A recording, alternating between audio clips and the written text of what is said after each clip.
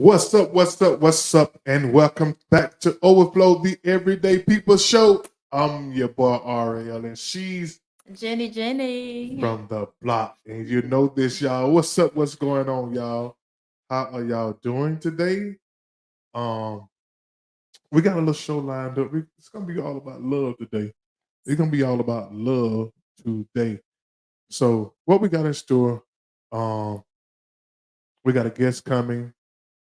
He won't be here till 8 o'clock. He won't be here at 8 o'clock. Mr. Larry Love. He's a retired Navy officer. He's a retired postman. He has a prostate cancer organization, nonprofit organization, in which he is the a survivor of prostate cancer, which deserve a cheer for that. And he also has a podcast, The Larry Love Show, and he will be here at 8 o'clock. But we got to hold it down to then. He told me kind of late. He's going to be at 8 o'clock. So we got to hold it down to then, Jenny. So we're going to talk about a lot of things, love. So let's get the theme song on. You got something to say before we go to the theme song? Yeah, I just want to say hey to everybody. Thanks for joining us wherever you are. And we just look forward to interacting. So be sure to share your comments. We'll be ready to talk. All right, let's get the theme music in. Let's go. I think iPhone users are kind of like try to be like bougie people, in crowd type people. You know what I'm saying? I'm just saying what I'm saying, man. You about to step on the toe. From the black women I see, they don't have that patience like that. You know what I'm saying? But white women, they'll take it on the chin. Well, okay. Well,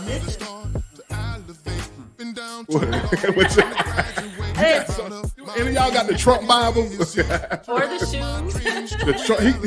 The man selling. Let me tell you about Trump. One thing about Trump, he's a hustler, man. That boy Trump is a hustler. He will sell anything. A shoe, a stamp, a 3-cent lamp. See, Nicky, he took everything from me. I went from a place of living a life like this to oatmeal cookies. No child born out of my loins will ever be born to poverty. That's what I'm working on now. As long as I got God on my side, the hater just gonna have to let me fly. What's up, y'all, and welcome back to Overflow, the Everyday People Show. We ask y'all, ma'am, sir, one favor, just please share this live to your favorite friends, group, your uncle, cousin, mama, them. You know what I'm saying? Just share this group, man. Share this live to somebody you know. Hello, Joanne McClure. What's going on? How are you today? Please share this live, ma'am, sir. I'm not calling you a sir, but I'm just saying in case it's a sir watching. In case it's a sir watching, please share this live. Like I said, we got Larry Love coming up at Larry Love and All Things Love coming up at 8 o'clock. Spoken at 7:30. I guess the guy, he's a busy man. The man is a retired neighbor. Everything he did retired.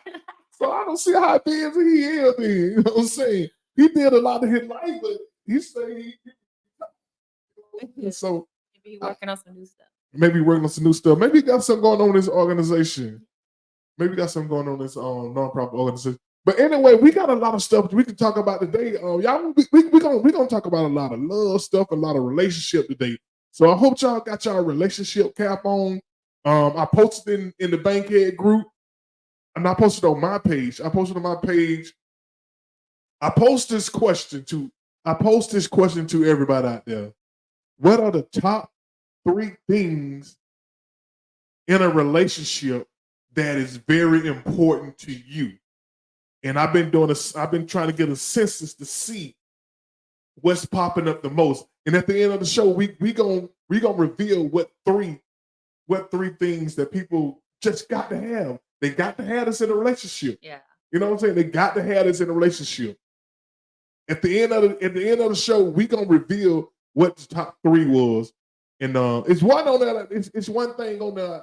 I thought it's, to me, I think the most.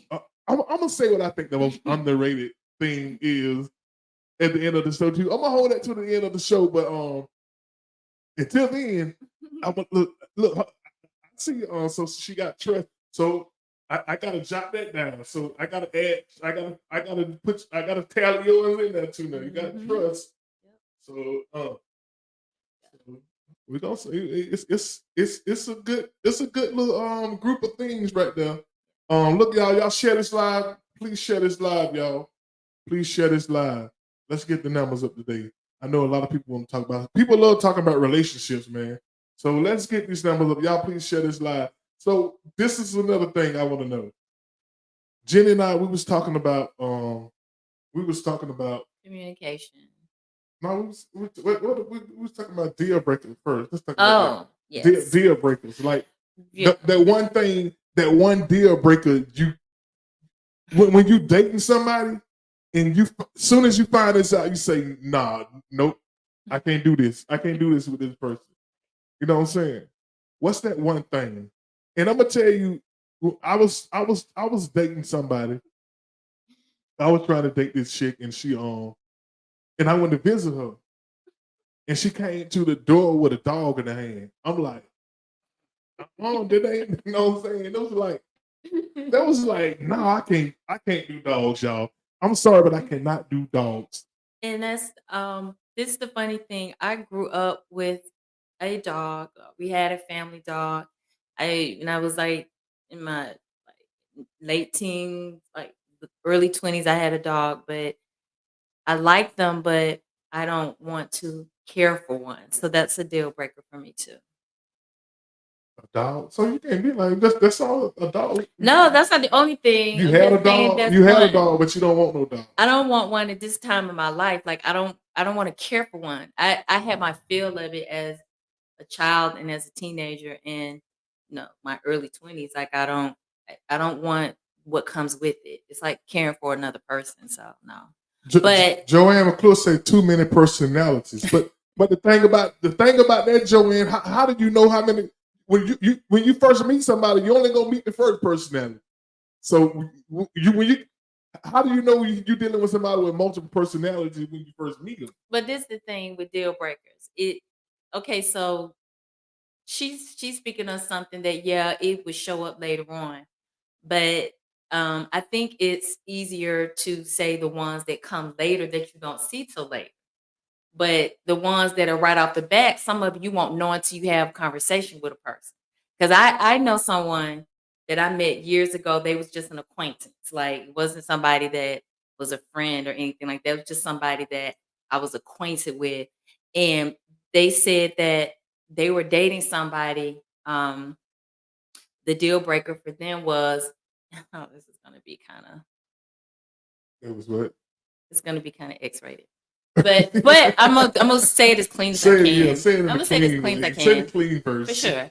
So the deal breaker for the woman, because it was a guy, and he said that she didn't want she wanted to she wanted to do oral sex, but he was not into that at all, and he broke up with her because he didn't believe in that.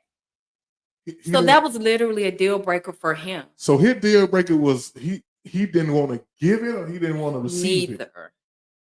Oh, dude. He wanted neither. And so that should have been a deal breaker for her. But I mean that was kind of racy, but that was a deal breaker. So I just that's something that I heard somebody say. To each his own, you know what I'm saying? But I think that probably she probably happy that okay, you don't get out like that. But at least they talked about it at first, and then that way they didn't have. So some deal breakers you don't find out till you have the conversation. Some stuff you see right off the bat. Like some people don't want to be around.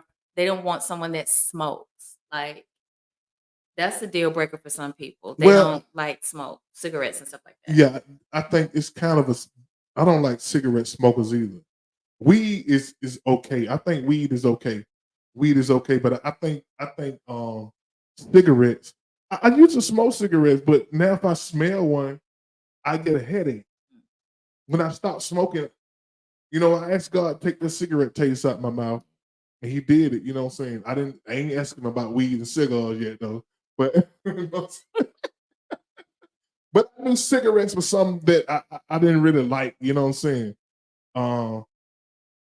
Rambo Ingram. What's up, nephew? What's going on, man? What it is? What it is? What's up, my brother? How you doing? Loretta, what's going on? Yeah, Joanne. Smoking is a deal breaker. She say weed also. She say weed is also because so many people smoke weed, man. It's like, you know what I'm saying? Weed smell good. I like the smell of weed. You know what I'm saying? I haven't smoked weed in about 15 years, but I still love the smell of weed. And I haven't given up that I'm not gonna smoke weed again. But it just, you know what I'm saying? I just smoke my cigars, man. So do y'all have a deal breaker? For me, it's a woman with a dog. I do not do puppy. I do not do dogs, y'all. So I've not dated a woman with a dog. When I dated a woman until I went to a house and found out she had a dog, she came through the door. The dog, I was saying no. So a woman with a dog is a deal breaker, and I'm mainly talking about when you first meet this person. Like when you can peep this out when you first dating them, the first couple of dates, you peeping things out. You know what I'm saying? Not like deep into it. You know, Joanne. Yeah. Jermaine said dogs. We can make you lazy. She said we can make you lazy. What's up? I love you. And smoking. Now smoking wet though. Smoking wet, nephew. Is it weed or cigarettes? Is it weed or cigarettes? Because I can handle weed, but I can't handle cigarettes. You know. Jermaine said cats and dogs. Yeah, pets. Only pet I think you're allowed to have for me is fish. A fish tank. Because I love fish tank because this is beautiful. Yeah. You know what I'm saying? A fish tank is something beautiful. You know, so a lot of people got a lot of, you know what I'm saying? It's pretty much the same thing when it comes to deal breakers, like cigarettes and cats, pets and stuff like that. Or, somebody who's like really messy, they don't keep their place clean sometimes. Oh yeah. Oh, nasty house. Oh man. A woman with a nasty bathroom. If her bathroom is nasty, you know what I'm saying? I'm talking about like constantly nasty, like dirty rags everywhere. You know what I'm saying? Wow. It's if a woman's house is just nasty, like if she never cleans up, like you know what I'm saying? I see she doing the laundry or something like that. She said, "I just ain't fold my clothes up." But I'm like, damn, baby, it's the third time I've been over here. You know what I'm saying? That's that same rag right there. You know what I'm saying? That's that same rag. You know what I'm saying? You keep bathing with the same rag. You know what I'm saying? Because I think women have to change rags more often than men, in my opinion. You know what I'm saying? That's true. Yeah, because I don't know, because most of y'all things are in the inside. You know what I'm saying? Yeah. So I'm not trying to get you graphic. Y'all please share it. Y'all please share this live right here, man. If y'all want to come on live and chop it up with your boy, holler at me, man.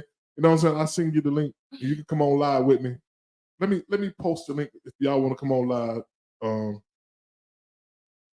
Let me post this link right here. Y'all want to come on live, chop it up with your boy. I'm gonna post a link in the comment section.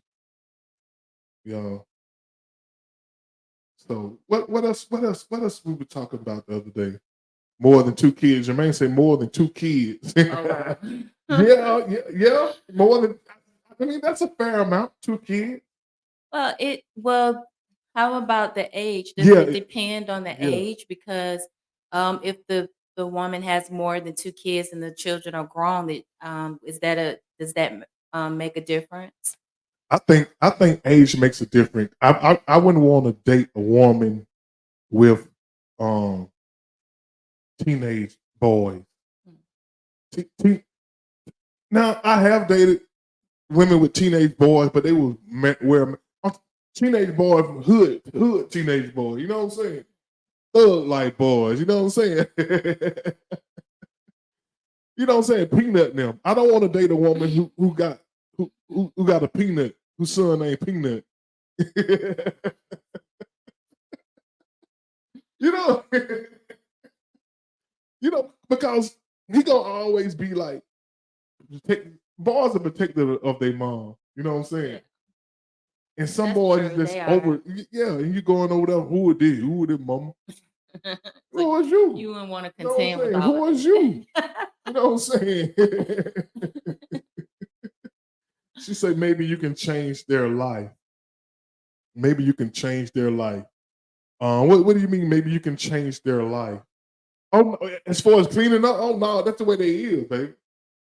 If a grown lady ain't cleaned up, you can't change her life. That's how she is. You know what I'm saying? It should just be cleaning up just to prove, just to get you. You know what I'm saying? You have to be that way when you meet somebody. You ain't my day. And what else? We were talking about communication.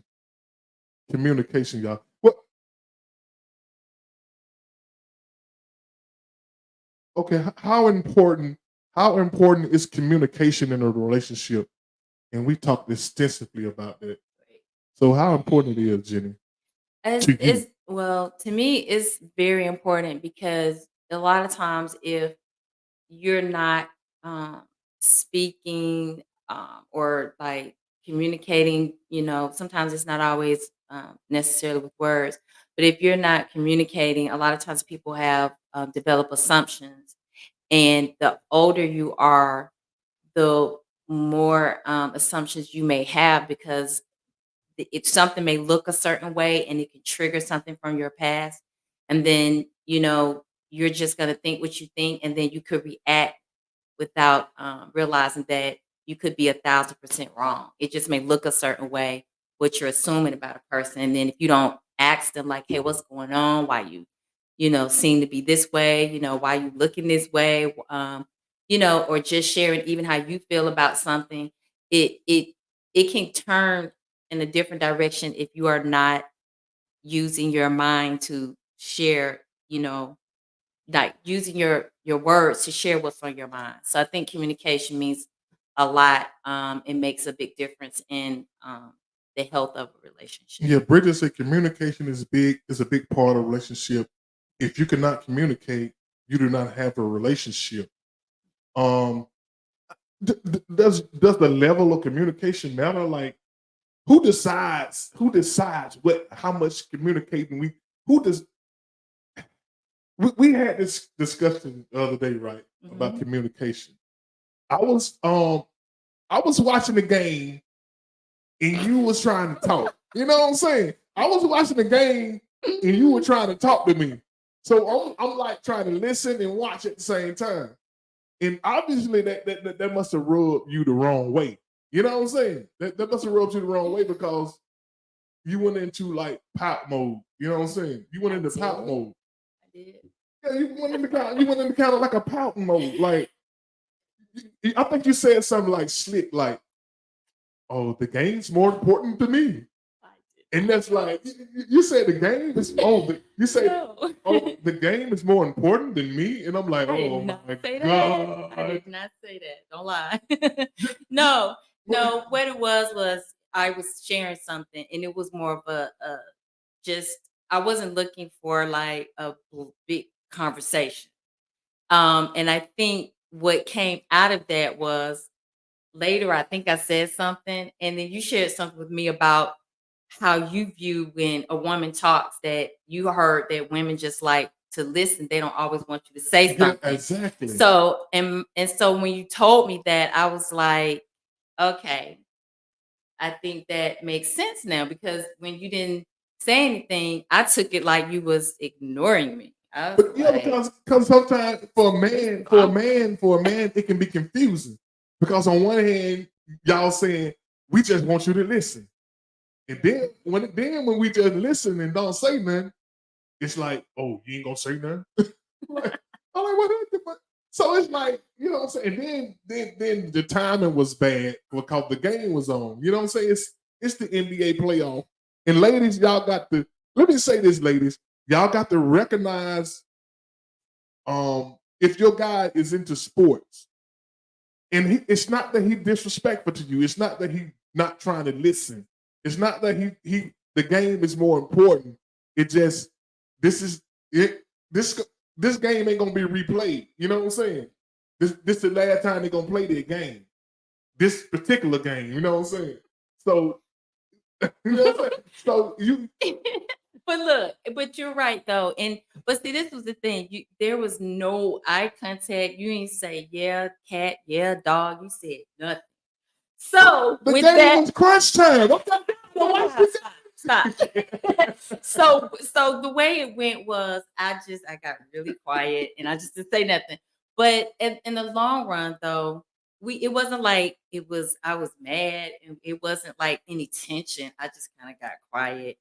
And then later we talked about it. And then when you shared with me that you've learned that when you heard that women, they just want to be heard, not always have something said in return, then that gave me understanding. So to me, that throws in the category of what's important in a relationship, which is you understand people because of the communication. If you don't have communication, then you can't understand a person. And something I like agree. that could have made two people get in a big argument. I agree, but I also think we have to create people have to create space to have meaningful dialogue Absolutely. to where both parties are listening and you know that's communication. When you listening and you say something back, it's called communicating. Right. But if you come to me when I'm busy, if I come to you when you're on the phone with your girls trying to talk, you're not in that space right there. Right. You know what I'm saying? So Mhm. it's important to be in that space for that. You know what I'm saying? You I know, agree. You have to be in that space. You can't come to me with, and I'm not saying, you know, I could have cut the game off, but I didn't want to I cut the wouldn't game want you off. to do that because I wasn't trying to have a full conversation. I remember sharing something that I felt was meant something to me that was important, and you just didn't say anything, like no nodding of your head. So that's when I felt like you were ignoring me. But I wasn't mad. I was just trying to process like why he ain't saying nothing. Because what I said didn't warrant a full conversation. I just wanted an acknowledgement, like, okay, I heard you, I understand. And when you said nothing, I was like, but it was fine because I think when you're the younger version of yourself, I think stuff like that can create like little arguments. But I think as you grow older and you become more mature, you don't argue about stuff like that. You because you learn that you gotta because the older that you gotta meet people where they are at. And so their mindset and the way that they view life or the way that they deal with people in relationships, um, they have a past with that. So if you don't understand that person and you just automatically start assuming, you ignoring me. So you You know what I'm saying saying? Like, I could have been ugly, but that's not me. Like so I just wasn't gonna be did you that way. say they have a pass? Meaning that a past way of dealing with things. Oh, a pathway. A I thought you say yeah. a With I thought you saying like it's something happened in a past relationship that you know that to some degree, I was saying that. Like the way sometimes the way that a person dealt with someone in the past could flow over into their current relationship. So it's like hmm, you have to remember that's a different person. You have to remember that if you are getting older, you should be maturing to the point where you can talk because God gave us minds and a mouth to work together so you don't have to be hey in your Melky. feelings all the time. Like you don't have to be in your feelings. Yeah. But so I'm glad you said the past because I think that's one of the that's one of the things that's one of the questions I had right there. Um, where is it?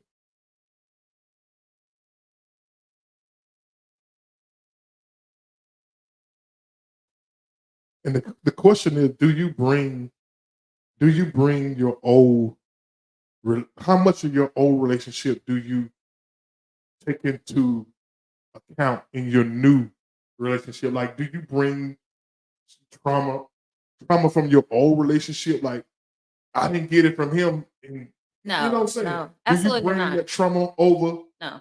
Because you mentioned something like your past shaped your thought, your thinking or something. No, I'm saying Don't like quote me on. what I was saying was sometimes people they may have dealt with a person from their past a certain way. So that then they bring that to the new relationship and how, you know what I'm saying, and how they may communicate with the current or newer relationship. So of course, even though I wasn't saying it with the trauma stuff, I'm just saying sometimes it could be little things. It's not necessarily negative stuff because people have different personalities. So you can't just compare and say, well, this person from my past was this way, so I'm expecting this person to react the same way. No, it's just understanding the newer person. That's all it is. I'm not saying you should expect the person that you're with to be the exact same way or even to be the same way because everybody is different. And that was the question. Should you allow your past relationship to help you shape your current one, whether good or bad? Do you take some stuff from your old relationship and implement it into your new relationship? And you know what I'm saying? Like the Um, things that work. I think this is how I look at it. So if you've been in a relationship that was extensive, whether you were married, you was in a relationship that was decade old or 11, 12, 13 years, you was with somebody for a long time. If you're not with that person now, then somewhere it just wasn't meant to remain. But the bad things you shouldn't allow them, whether you did the bad things or they did the bad things, you shouldn't bring that into the relationship only, but to learn from it and say, how can I be better? And if the person hurt you, then what you can bring is a better version of yourself because you can say, hey, that's not going to make me bitter. I'm going to be better than I was before, even if I got hurt. You know what I'm saying? Because sometimes people will withhold from the new person because they got hurt by the old person. And I just think that you don't have to be that way. And I think if you were the one that brought negativity in your last relationship, then you should be a better person and know how to treat the newer person. That's the only thing I think. I think I think in my opinion, I kind of look back and see the mistakes I made. Yeah. And I think a lot of time when people not in a relationship no more, I think a lot of time people blame the other party all the time for the breakup. And what I try to do, I try to reflect on the mistakes I made and not bring them to the new relationship. But I don't try to.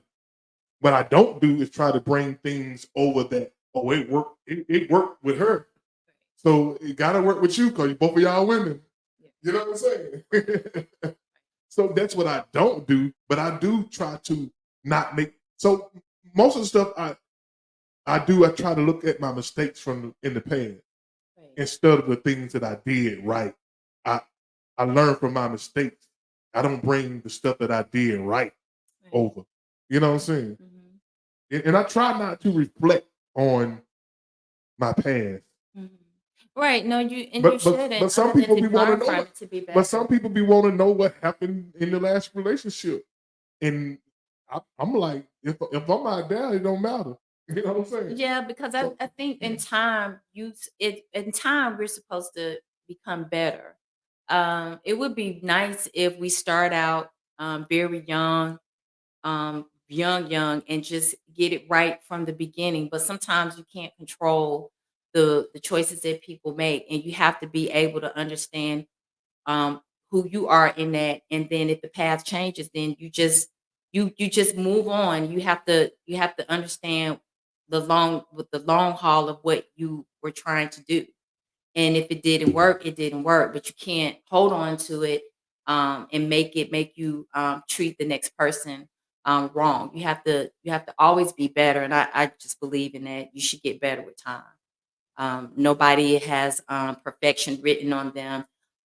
It's a process. We just strive for perfection every day anyway, just in our lives, regardless.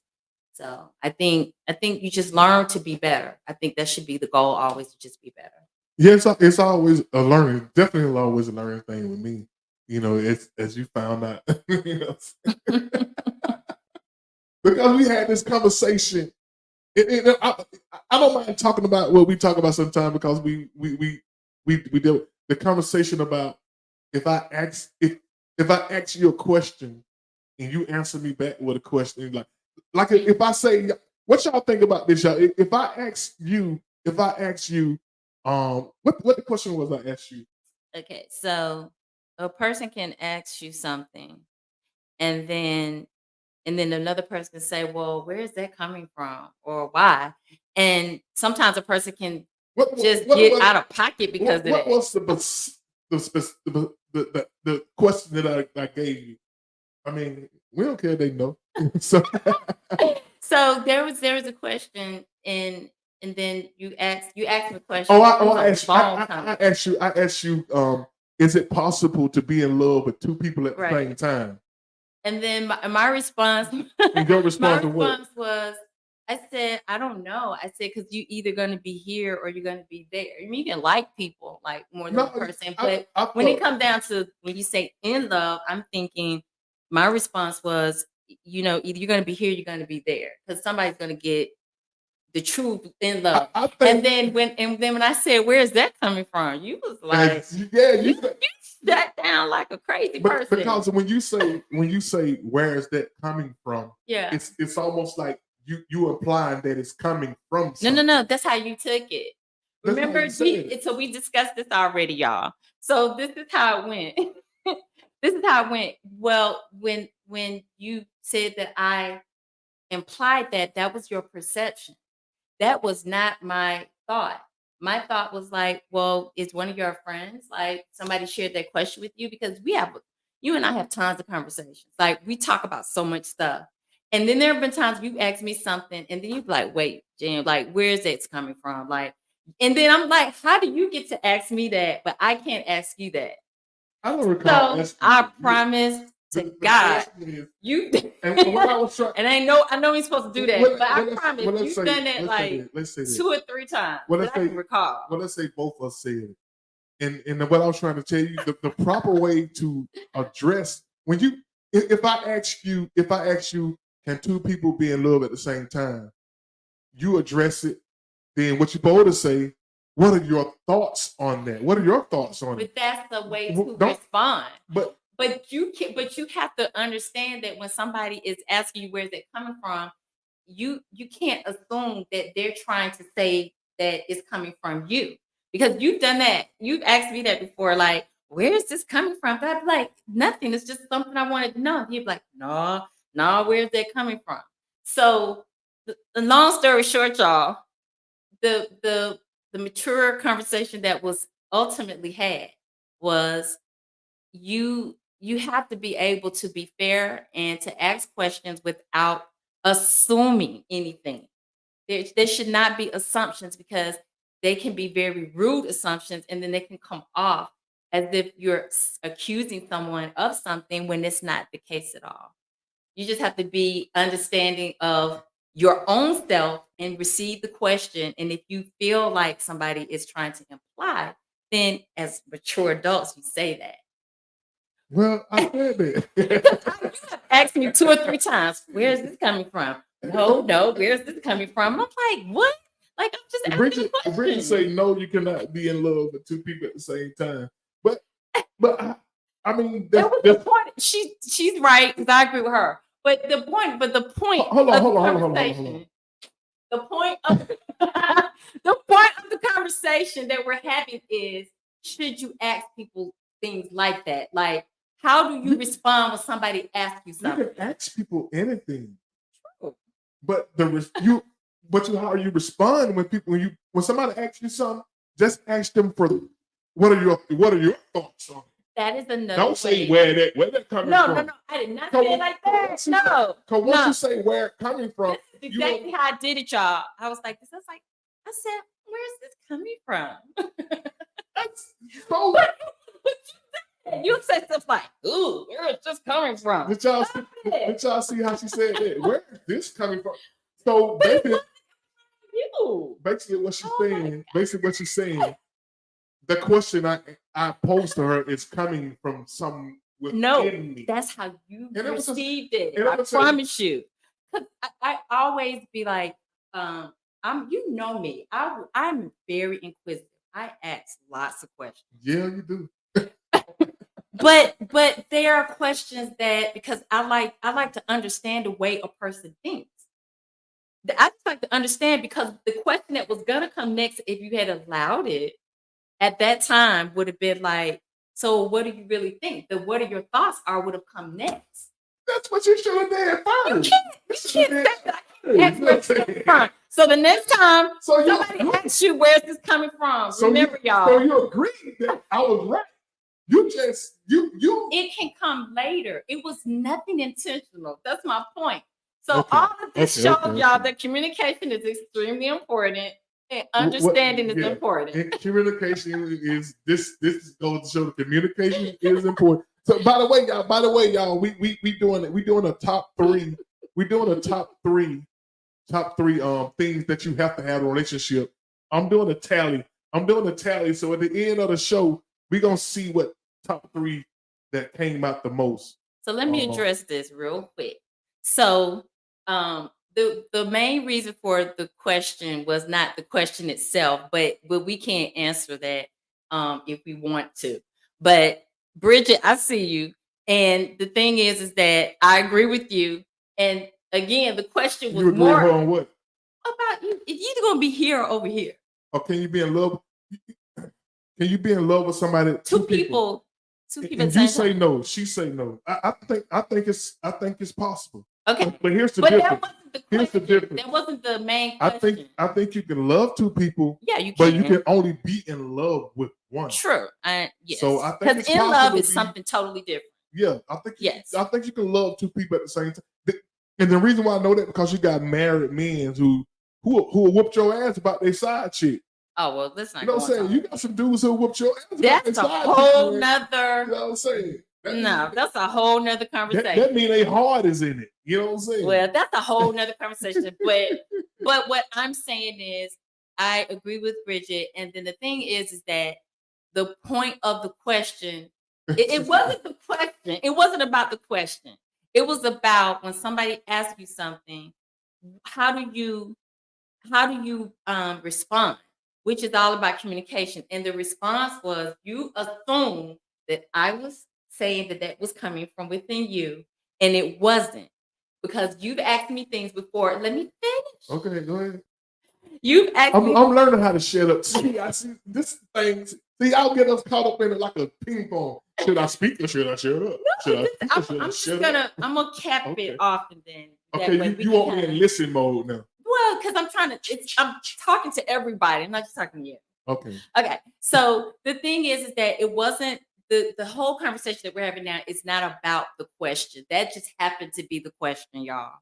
The whole point was when somebody asks you something as a part of how you communicate, do you start assuming stuff? And unfortunately, at that moment, there was a perception that he felt I was saying that was coming from him, when there have been several times when you've asked me, where's this coming from? And it wasn't about it was coming from within me. I was just inquisitive about something and I asked you. So y'all, it's not about the question. It was about how you respond. So Somebody asked you a question. See, and this is something else that I think women do. They bring up the thing that you did. No. You know what I'm saying? Because she hit me with the tit for tat. No. You know, we were talking about you. Then you said it. No, this is all about communication, right? Okay, we trying to communicate. All right. No, this is about not assuming when you talk to a person. Because again, this comes from past relationships that you may have. It comes from triggers that you may have. And it has nothing necessarily to do with the question. It's about how you respond to people. That's it. And that's all. How you respond. Because I feel like I could ask something without it being something I can't to tell it. you how to answer the question. It's a way of communicating I'm with trying people. to tell her to answer the question. Because it's not even about the question. It's about how you respond in general when somebody is speaking to you. And the whole point of that what we just elaborated on was his perception of the question of why I asked that. I had no assumptions that or pre-thought, conceived thoughts that it was about you were speaking of yourself. I didn't have that thought. It was just like, you got a friend dealing with that, or Is this something we can share, talk about? You know, like it's nothing that came from a place of looking at you and saying, "Oh, it's coming from you." Because I'm kind of bold. I would have been like, "What you trying to say? You talking about you?" I could have did that if it was going to be on that level. Because I'm not shy about saying stuff. I So. know you're not sure. We didn't get into the Kelly Price thing. Let's do about, it. You know what I'm How saying? much We, time we we got? didn't get into the Kelly Price. We got Let me drug it out. huh? Let me drug it out. I drug it out. Question. And I'm like, ew. Yeah, we didn't get into the what do you, I don't think we can go to it now. Yes, we can. Yes, we can. I said, we too far down the road. The love, we do trying to follow the relationship road, man. You know what I'm saying? They don't want to talk about Puff Daddy now. They don't want to talk about nobody, the man whipping the woman's butt. You know what I'm saying? But that it wasn't gonna be about him actually jumping on Cassidy. I mean, I'm pretty sure unless you've been up on the rock, everybody's seen the video, Puff Daddy running through, beat the girl up, beat her down real good. You know what I'm saying? Or real bad. I mean, and no pun intended. You know what I'm saying? But let me say this. We was talking, when the fellas we get together, we talk at the park. And looking back on it, men jumping on women was more commonplace. It was a taboo thing. Do y'all agree with me? Do y'all remember when guys used to just jump on women, man? Even in high school. I know some guys used to beat up women, girls in high school, man, like that's his wife or something. You know what I'm saying? And it was more commonplace than a lot of people would care to admit. You know what I'm saying? A lot of people would not admit that, man. And people just want to admit that, man. You know what I'm saying? They want to admit that. Well, I can't say I can't say I've known that. I mean, I guess I was in the understanding that men don't hit women. But I never saw it a lot. Maybe it's a hood thing because I'm from the hood. No, I mean I'm not saying I didn't see it, but I'm saying I didn't think it was something that was like common. It was more common than it should have been. It was more common than it should have been because I know guys personally who used to beat their girlfriend up. You know what I'm saying? Used to beat their girl to my like dragging them, like you know what I'm saying. But it was taboo. And if you talk about it, I mean, now if you now everybody saw the video, like, oh, he's a monster. Guys been doing this. It's not right, and I'm not condoning it at all. This been going on for a long time. You know what I'm saying? This been going on for. I know a lot of people who was being jumped on back in the day, man. You know what I'm saying? So you're saying that to? I'm saying that to say that. And this is going to get to what we want to talk about. Kelly Price, she's taking a lot of heat because she seemingly I mean, she's trying to get him in a spiritual place, and she kind of want to pray for Puff Daddy, pray for him. You know what I'm saying? She want to pray for him. Let me play a video, y'all, of her explaining herself a little bit. I'm going to play a video of Kelly Price. A lot of people getting on her for praying for Puff Daddy. I mean, isn't he the one needing the most prayer? I mean, I would say they both need it. They both need she need prayer, but she been rescued from him now. He need to be rescued from his demons. Yeah, they both need prayer. Obviously, he's dealing with some stuff in the inside of him. Sure. And I don't know if it's the money or the power that made him do that. Yeah. But I know, like I said, I know a lot of guys who are broke doing it. Yeah. So I don't think it's got nothing to do with his money. I think a lot of men just think they can own women. Yeah, but as far as Kelly Price praying for him, I think if that's what she feels led to do and she's speaking on it openly, then that's fine. She's just representing her faith, what she believes in. But a lot of people looked at it like she was taking up for Puff Daddy. No, she's just representing what she believes in. And then when people are doing things like that, why wouldn't you pray for them? Because nobody can sit back and say that they've never done anything wrong.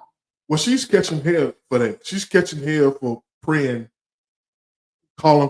seemingly calling for prayer for the man. Let me play this video. Y'all listen to this. I came here to say this. I do realize that We just compare a little when bit you of put something out, you leave it up to the person who hears it or sees it. It's really up to how they choose to comprehend it. Some of you got it, some of you did not. I could give you the whole religious thing, which if you are a real Kelly Price follower, you know I'm not church. I love God because I stick with where there are humans, there is the opportunity for there to be lots of error because we are all made of flesh, all born in sin, all shaped in iniquity, and we all have the capacity, if we allow ourselves, to go to a dark enough place to do some very horrible things. For those of you who got it, you don't need an explanation. I have not spoken about any of this stuff since it's come out. I don't stand with anything that is criminal. None of us can unsee what we saw. For those of you who got what I was trying to say, and I was compelled to say it, I don't need the clout.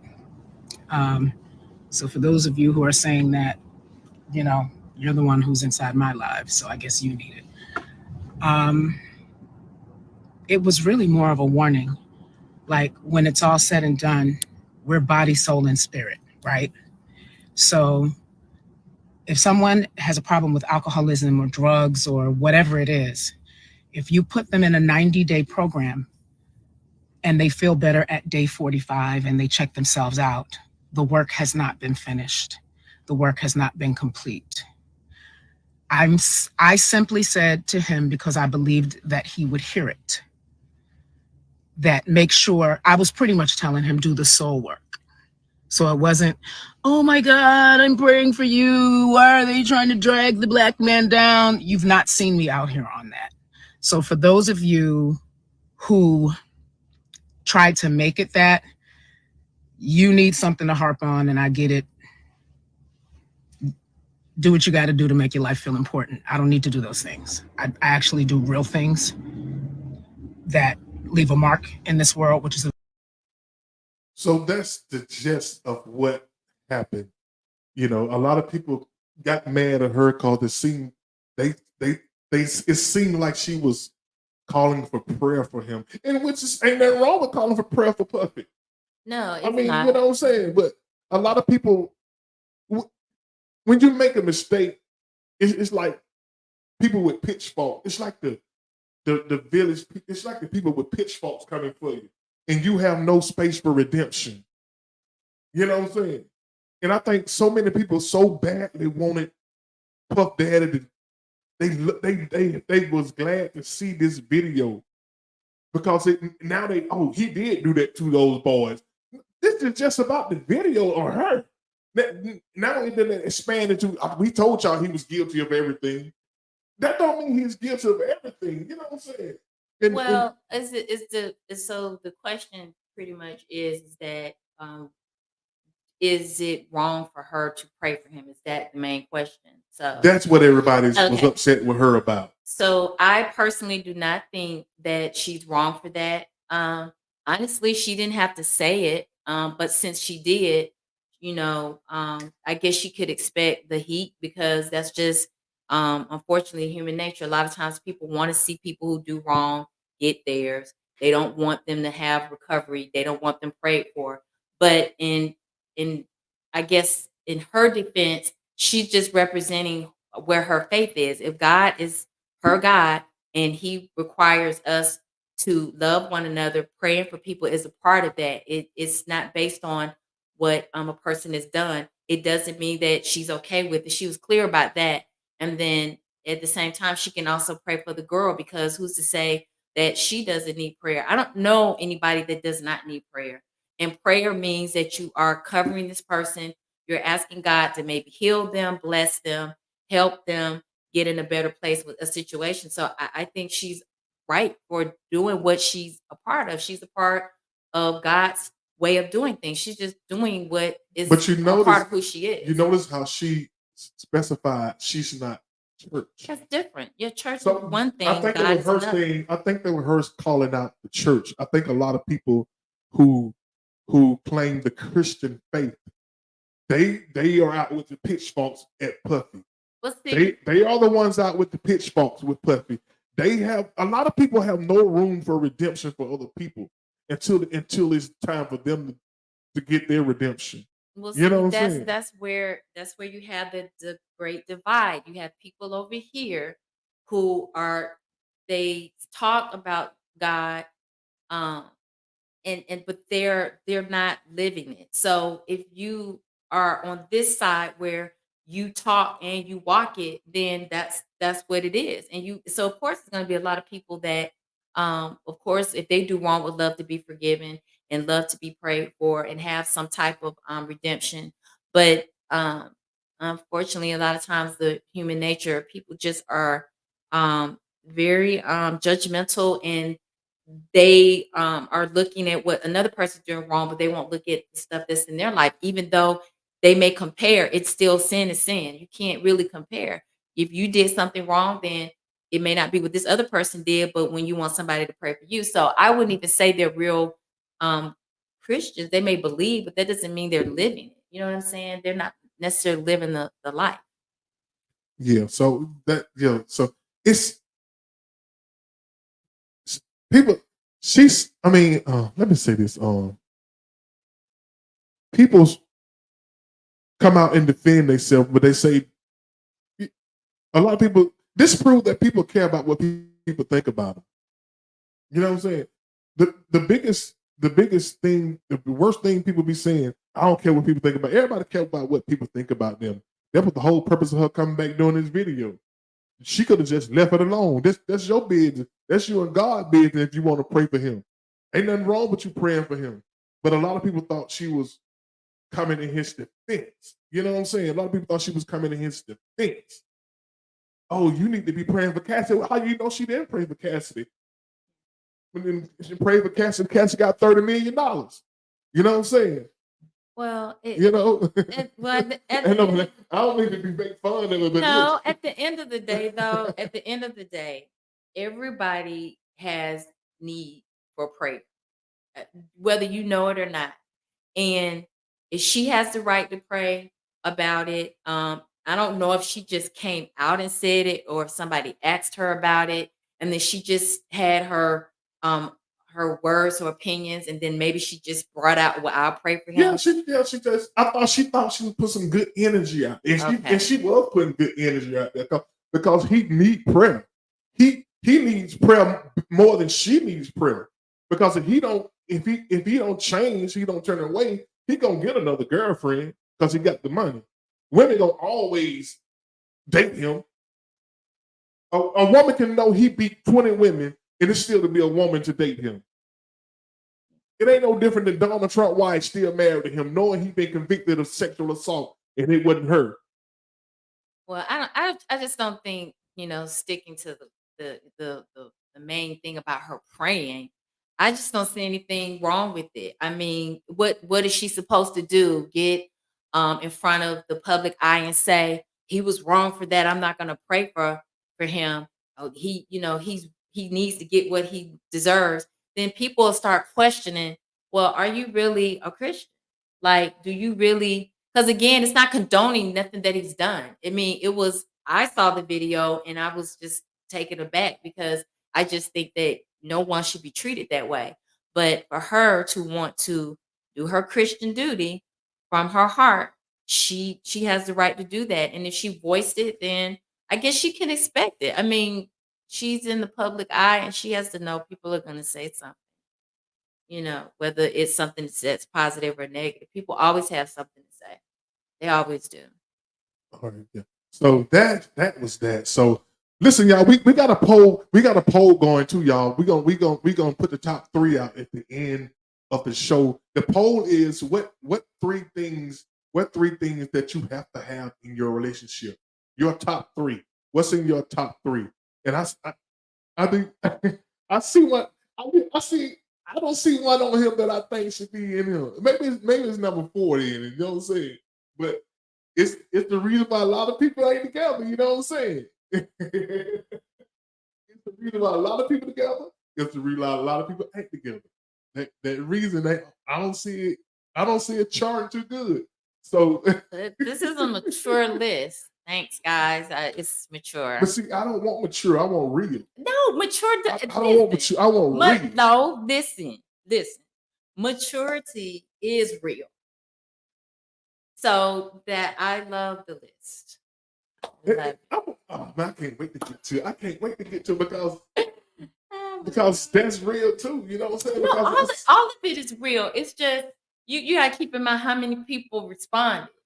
And then you got to keep in mind these are what the things that they wanted to say is most important. It's not that they said it wasn't the other things. They just said that was most important. Okay. I'm just saying, taking up for the people. I think we, sometimes people that's what's most important to them. That's what's it? The thing that is on from the data collected from everybody who responded. I think another issue in relationship is how do you balance your individuality with being in a committed relationship? How do you be you? How do you be with somebody and still be you? Can I still be me, baby? Absolutely. Can I still hang with the boys every now and then? I used to hang with them 5 days out of the week. Can I do 3 or 4? You still do. You still do almost every day. But see, and it don't bother me because in my mind, I mean, that's where you were before I met you. And for me, I have things that I do. But is it a problem? I've never felt it was a problem. What do I always say? Enjoy. Do you think it can become a problem? If you have like I don't know. I can't answer that because at this moment, all of the days before now, it's not been a problem to me because this is what you do. You've done this before I met you. So I mean, the communication is there. Like you catching me off guard here. The thing is that it's not a problem to me because we communicate. So it's not like I don't hear from you and stuff like that. You'd be like, I'm here. I'll see you later. I'll text you. I'll call you. You answer. It's not like you be gone for 3 or 4 hours and I don't hear from you. We still communicate. Tara say communication, respect, and honesty. I love I'm this. taking a poll now. Communication. But no, you can be yourself because you gotta keep in mind we're adults, like we're grown people. I had a life prior. I have things that I do. I have my business with just the things that I do, whatever that is. I have my business. And so I don't think a person should stop doing the things that they do, whether it's taking a class, whether you have extended work hours, whether you, because I have family, I have friends that I engage with, and it's not always going to be every single day, but it may be on days when you may be freed up. But it's just you don't stop being yourself because who you are is how you exist. I mean, how can you not be yourself? That has to be a miserable life to not be yourself. Okay, we gonna pose some of these questions to our guests coming up. Mr. Larry Love, y'all, the love man. It's all love in his world, y'all. Yeah. So let me what's he talking about? So we about to get ready to bring our guest up. His name is Larry Love. He's a retired Navy serviceman. He's a retired postal worker. He's the CEO of Prostate Cancer nonprofit organization, and he's a cancer survivor. Steph, y'all. And he's also the talk show host of his own show, the Larry Love Show. What he just I just saw him and he just disappeared. You know what I'm saying? His device isn't Yeah, his device is not connected. He's in his car, so I guess he hasn't made it home yet. So let's continue this conversation. Then when Larry pop up, y'all, we'll bring him in about being yourself. So yeah, I think being yourself is why, because in my mind, why would you not? Like, that's a miserable life. Like there are things that I do that I wouldn't stop doing unless I felt like it was something that Like was what? just, I don't know. I can't even think of anything. I can't, because like my schedule is when I'm off I'm work. just teasing with you. I know, but like what my schedule is, when I get off work, I have things that I need to do that I have to do, and you have your free time. You go do what you do, and I'm just like, enjoy yourself. I'll talk to you later, because I'm not. The wheels aren't turning in my head like, oh, like he's just not spending time with me. No, because it's a balance. Like you have to have balance, because I have family, I have friends, and then I have coworkers. Like I'm still a person that I have conversations, and every now and then I may get with a coworker. We may just meet up or something like that. So it's not something that you want to turn off just because you're with somebody. Because at the end of the day, you're sharing your life with somebody. So you don't just not be yourself and cut off all of what you're doing with other people, aside from the building part. Like when you're building, sometimes it's like you have to. Sometimes the time that you spend with other people may change some, but it makes sense because you're building with someone, and you're investing in that. And so that makes sense. But even in that, you still have your balance, so you don't lose yourself. You got to have the balance. Yeah, you gotta have balance. And I think it's I'm not gonna say change. You have to change, but I think you have to kind of twerk a little bit. You have to twerk what you do a little bit. You know Of what I'm saying? course.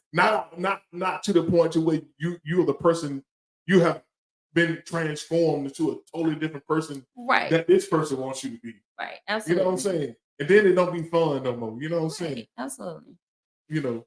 It has to be balanced. But I heard a song. I heard a Marvin Gaye song where he said every woman should try to be wherever her man wants him to be, wants her to be. Is that right?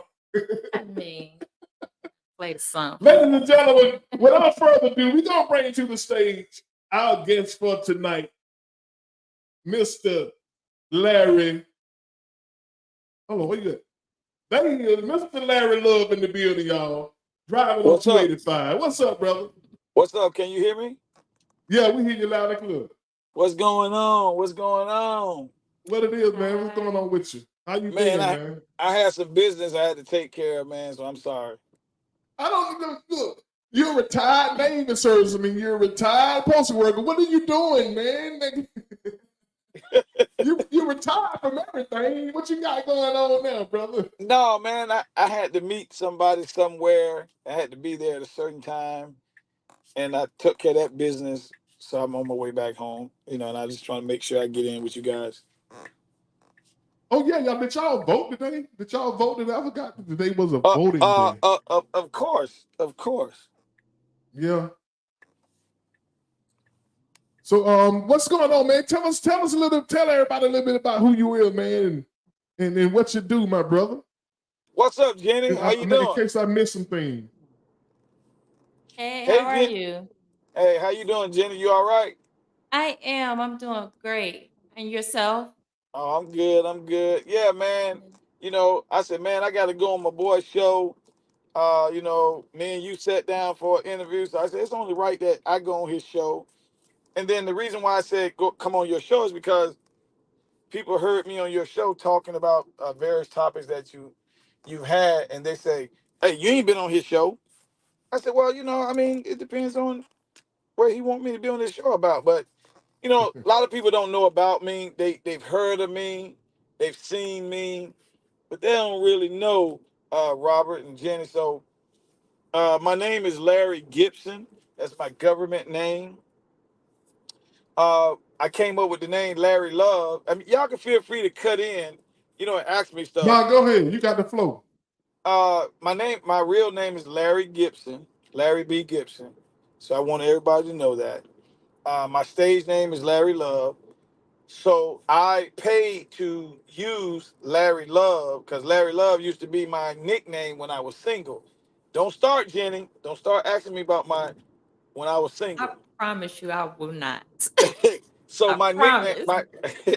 my nickname was Larry Love, LL, all kind of stuff when I was single. So when I started my podcast way So you back, stole that from Cool J. yeah, I mean it was LL Cool J, but when I was hanging out with the fellas in the military, they would call me Larry Love. They would call me LL Hype, all kind of names, because I was single, man, and I was always talking to females and stuff. So they started calling me Larry Love. And so when I started my podcast way back in 2012 with Blog Talk Radio, I called it the Hollywood Larry Show. And then after about 2-3 episodes, I said, well, I'm not in Hollywood. So I said, well, my nickname was Larry Love, so maybe that'll stick. So I started calling it the Larry Love Show. And then I went and I copyrighted the name for entertainment purposes of the state of Georgia. So I'm able to sign Larry Love. So I've been going by Larry Love since 2012. And now people don't even know my real name. They just call me Larry Love because I've been, been saying it for so long.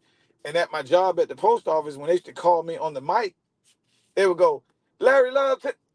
Larry get so I built the brand over the years, so everybody called me Larry Love. And that's why I started the name. That's how the name stuck with me. Okay. Any questions? No. Talk a No, little. Talk a little bit about the show, your show. Now, first I talk start. about your nonprofit Okay, organization. okay. How I started nonprofit, real quick. I was about 17 years old, 16, about 17 years old, 18. I was downtown Atlanta. And Robert, I know you know, I was downtown Atlanta by Kessler, and you know what Kessler's is. I was at the bus stop getting ready to go to work, and there was a homeless guy on the ground there sighing and, all this stuff. And I was standing there, and everybody was looking at this homeless guy that was turning over. He was sleeping on the street. And he turned around, Robert. Robert, do you know who that guy was? Who was it? My dad, Oh man, my biological dad. yeah. So when I looked and I saw him, I said, Dad. And he looked up, hey, son. And I said, man, get up, man. And I took him into the McDonald's that was right there, Burger King, McDonald's, whatever it was on that corner right there by Kessler. And I said, look, man, I'm going to be here every day catching the bus. And if you be here, I'm going to buy you some breakfast. And I took him inside to get him some breakfast. And there was a minister, a guy with that minister thing around their neck.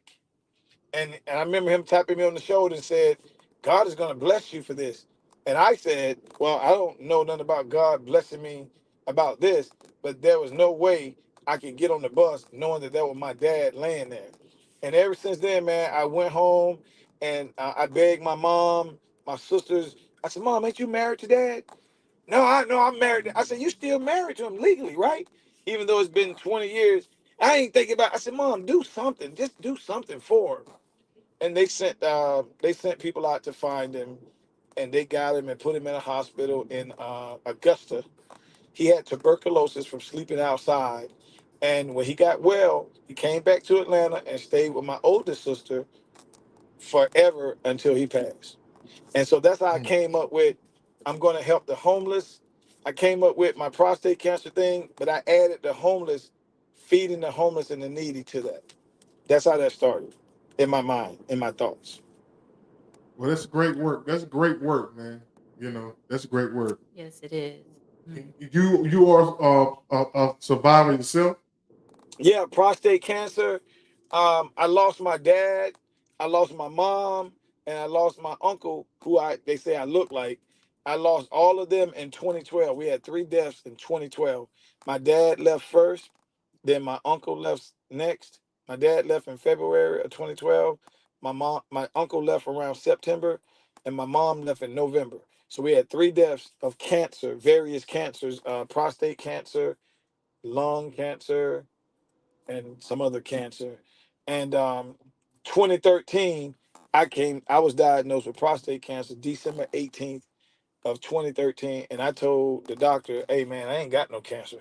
He was like, "Well, Mr. Gibson, we need to see you." And the doctor, I said, "Well, I ain't got no cancer." So went to the doctor. I looked up in the sky and I said to my mom, my dad, my uncle, my aunts and stuff, "Hey, I'm not gonna see you guys no time soon. So don't be expecting me. I'm not going anywhere."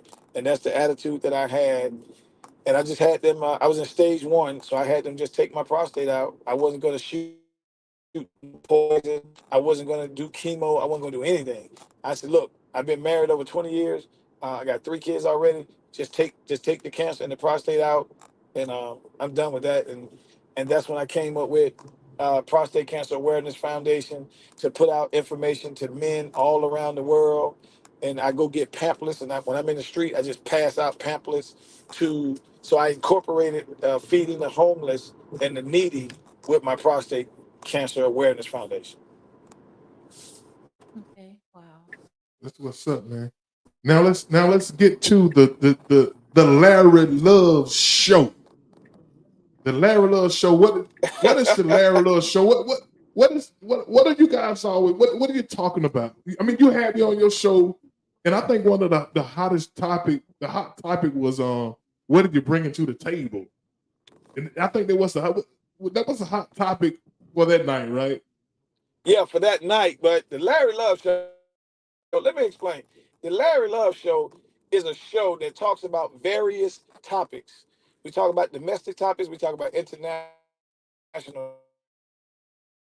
We talk about black women, black men. We talk about all.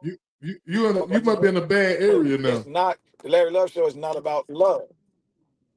Oh, I'm sorry. The Larry Love Show is not about love. People think that because my name, Larry Love, it's not about love. It's about everything. We want to, my show is not about celebrities. My show is not about celebrities. My show is about everyday people doing extraordinary things. And if we get celebrities that want to come on the show, then that's fine. But my show is about everything, everything. So we talk about everything. I started the Larry Love Show I started the Larry Love Show in 2012 on Blog Talk Radio. Can you guys hear me? Yes. Yeah. Mhm. I started the Blog Talk Radio in 2012 on Blog Talk Radio. Let me give you guys a little nugget. I went to broadcasting school in 2004. I was Ryan Cameron's one of his interns when he came back to V103 in 2005. And I'm not saying nothing bad about Ryan Cameron. I love Ryan Cameron. He gave me the opportunity. I was working at the United States Postal Service. I was on night shift, and I used to go home and get about 4 hours sleep, and I had to be at V103 at 12. And me and Ryan, we used to come on at 2 o'clock, if you guys remember, right after the Ryan report. I used to do the Ryan report. So I interned with Ryan. I learned a lot. I met a lot of superstars and stuff, but I wasn't getting what I was trying to get. And I want to say this too. I want to say this.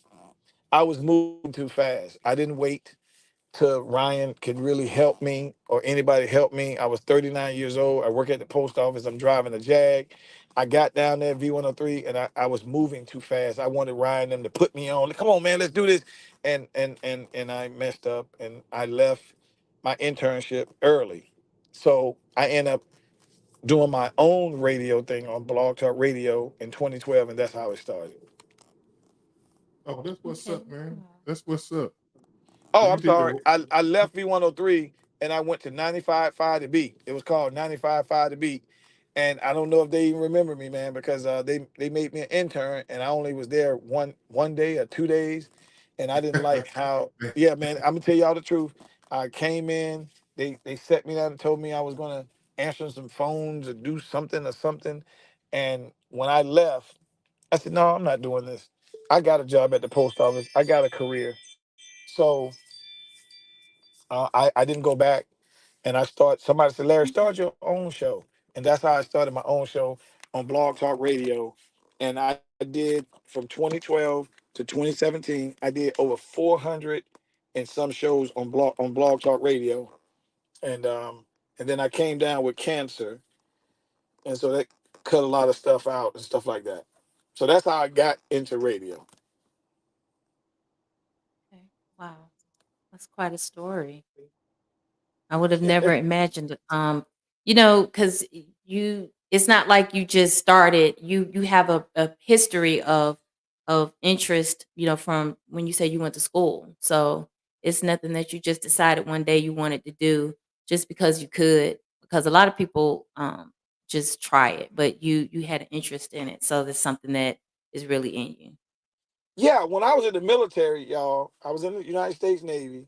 I joined the United States Navy in 1985. And if people want to know, I'm actually from what y'all call the Bluff, what these young people call the Bluff.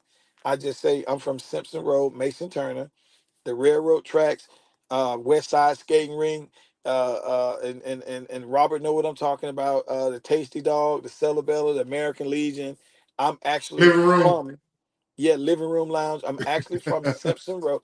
I'm actually from Simpson Road, Mason Turner, where when you go across from Mason Turner, you go across Simpson Road and it turns into Burbank. And Burbank goes up to Martin Luther King, where Booker T. Washington High School is. I graduated from Booker T. Washington High School in 1984. So I just at my age.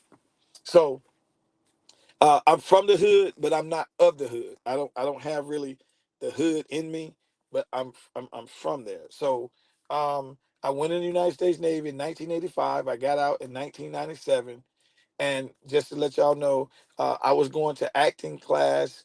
I went to John Casablanca acting and modeling class while I was in the military. I went to LA Talent Association while I was in the military. I was out to sea. My agent called. I ended up getting an agent while I was in the Navy. But I missed out on auditions to Minister Society. I missed out on auditions to Boys in the Hood, and there's some other stuff I missed because I was out to sea. So when I got out the service, I was trying to get back into the Hollywood thing, and I was modeling too. I did 2 professional modeling shows in San Bernardino and LA while I was in the Navy. So I was doing a lot of stuff while I was in the Navy. And then when I got out, my wife wanted to come back to Georgia. We left San Diego, came back to Georgia, and I started working. And I said, man, I want to do this acting thing. So I went to it's called Pan, and y'all know him, and I want to get his name right. He's a Kansas City fan, and he has an acting class here in Atlanta, and a lot of people have been to his acting class. And for some reason, I can't think of his name at the time, and he's gonna kill me. But I went to acting class. I was on TV One called what's those? Not Snap. I wasn't on Snap, but I was on Fatal Attraction. Y'all remember Fatal Attraction? What you doing on Fatal Attraction? I played a character, and if you Oh, want to look it so up, I thought you was. No, he wasn't. That's not what he's saying. No, no, no. What you doing on?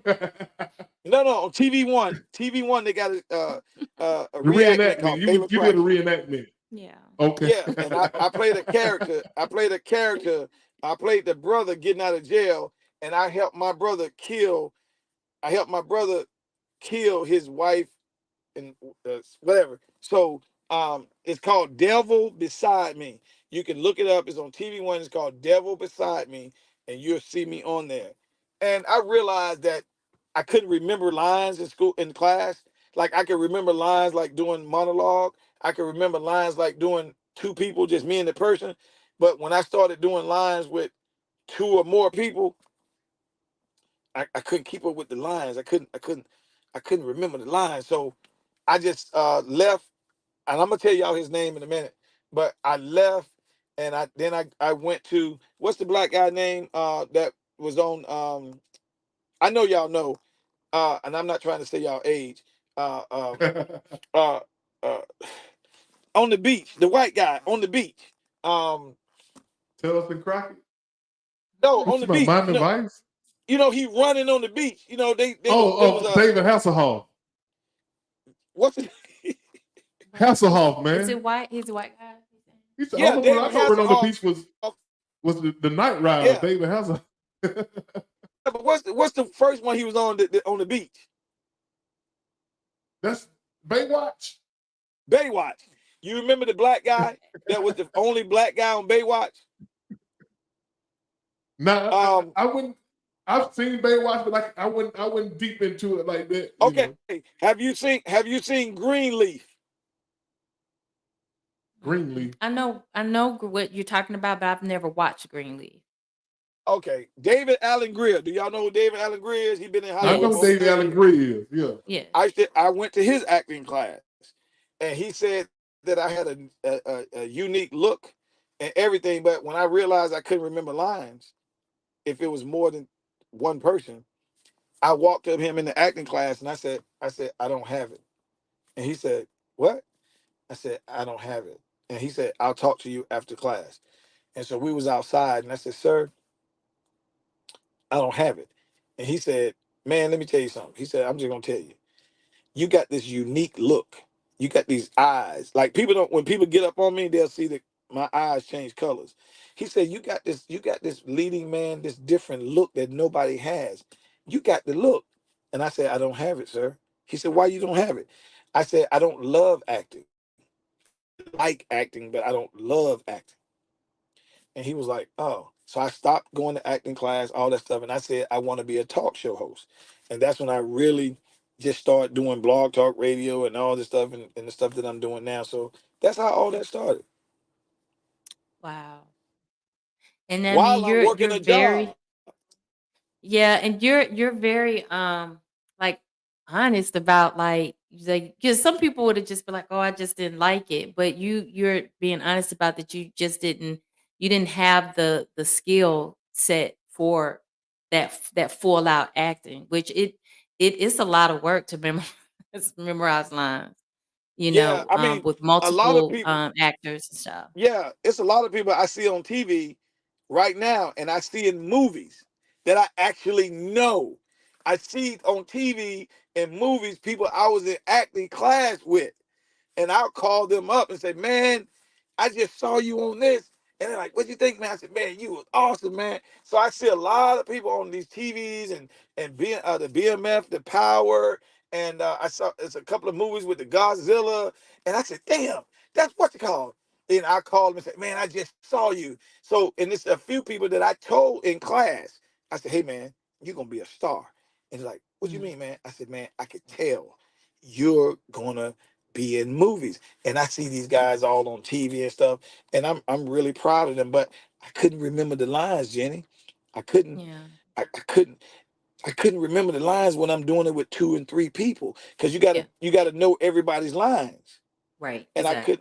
I couldn't remember the lines.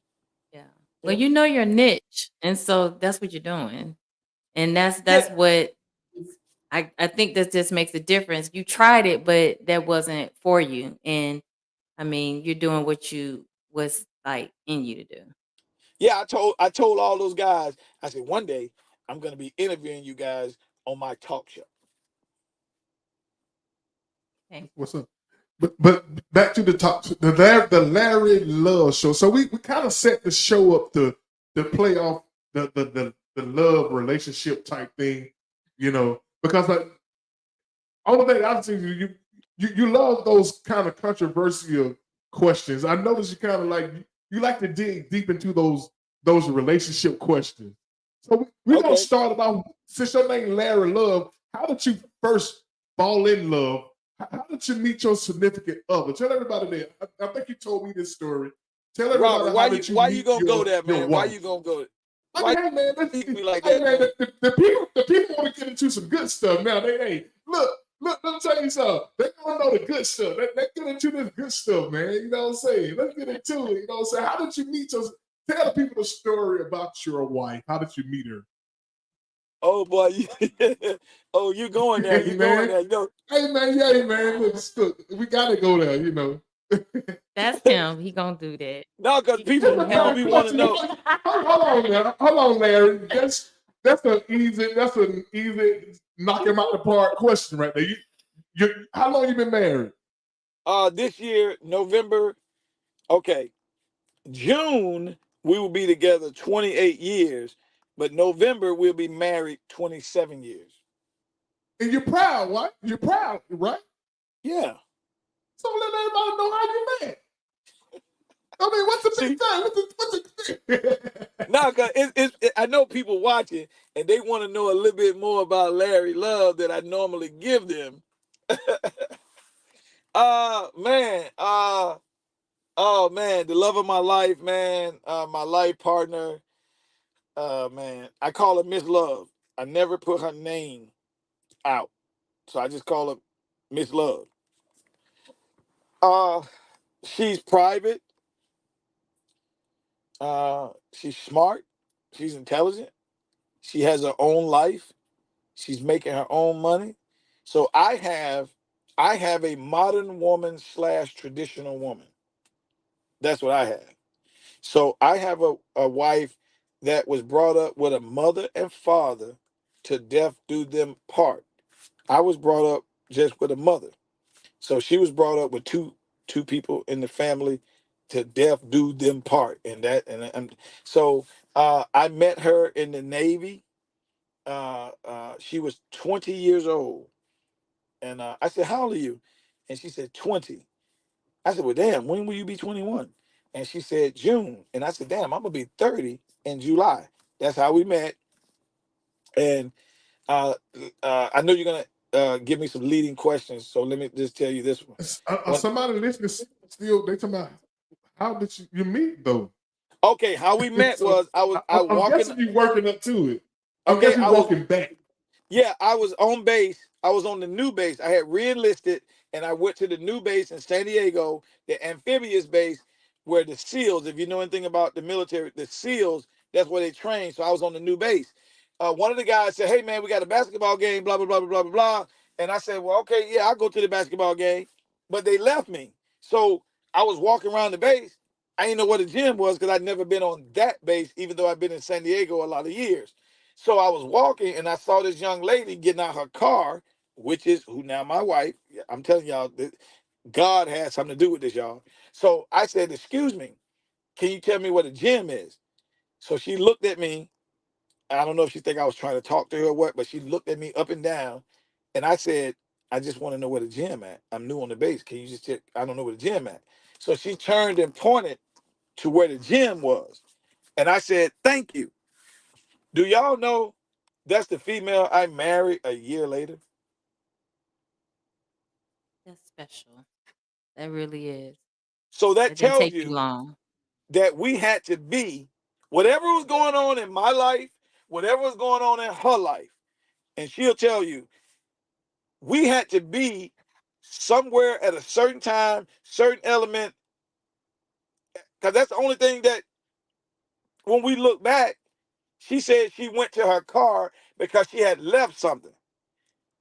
I was looking for the gym. And I ran into her and asked her where the gym is. And we're now married 27 years. So did you make it to the gym? I went to the gym. Thank you. I went to the gym and the guys was there and I was watching the game. And when the game was over, she was walking across the floor with some friends. And I said, hey, and I know Jenny, you understand this.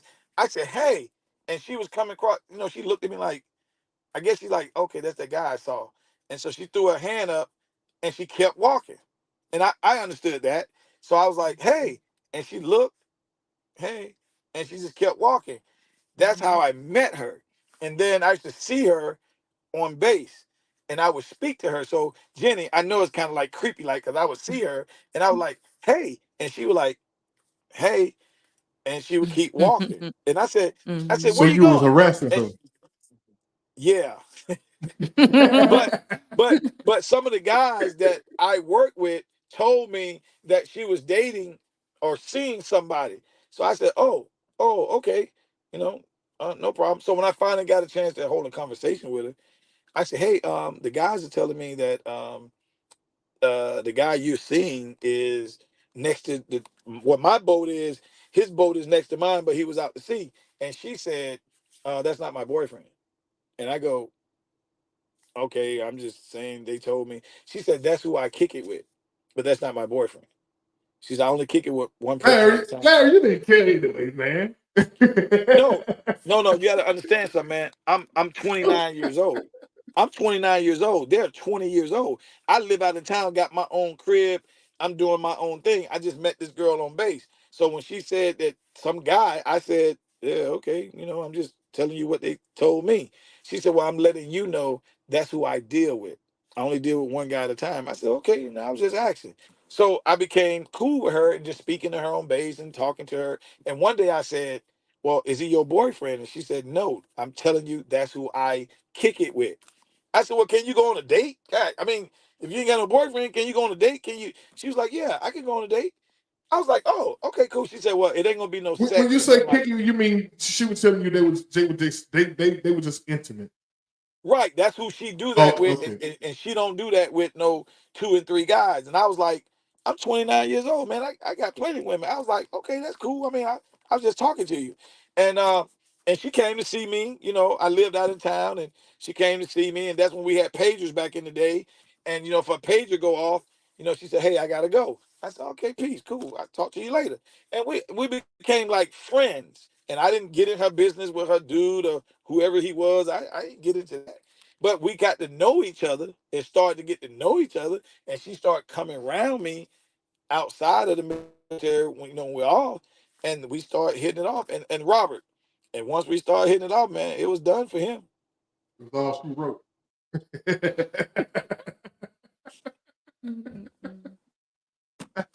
I'm Okay. sorry. Okay, man. We started the show. We started the show with a question. I was taking a poll of people, asking them the top 3 things they have to have in a relationship. Like this ain't negotiable. I got to have this. Your top 3, and we taking a poll.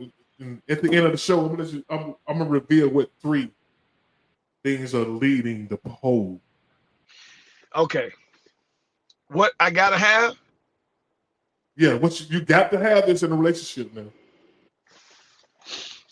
Okay, I got you. At the time in my life, I was 30 years old.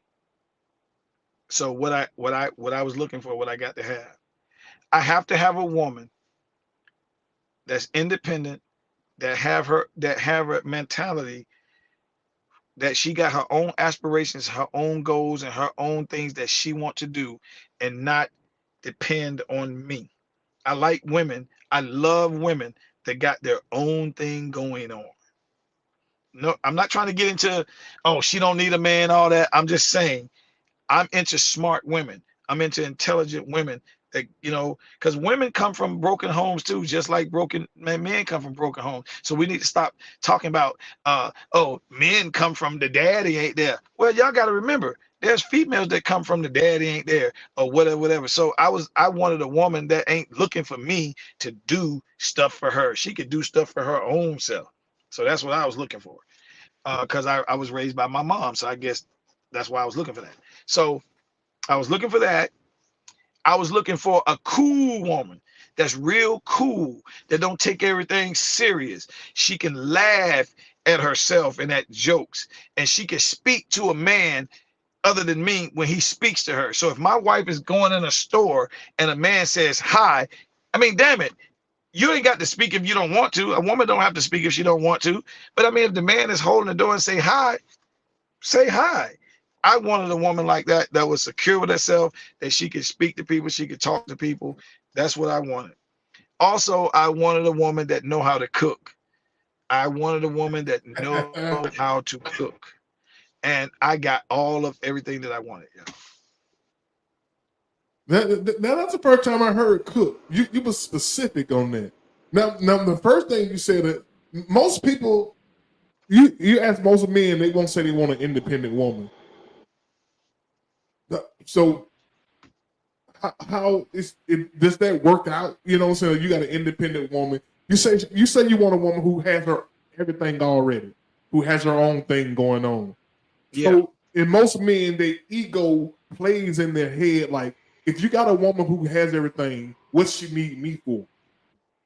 Well, you gotta, That usually is what tearing people apart when women try to, when guys' egos get in the way of a woman who don't need them. well, Robert, don't you know that most women at 21 are more mature than men at 30? Most women that are 21 are more mature than men at 30. So you got to know that. And when I met her, this young girl was in the military. This young girl had her own place. This young girl had her own car. This young girl had her own credit card. This young girl was doing her thing, and she's from Georgia. She's from Macon, Georgia. So once I got to know all that stuff and saw how she lived and saw how she moved, I was very impressed with this young girl coming from Macon, Georgia.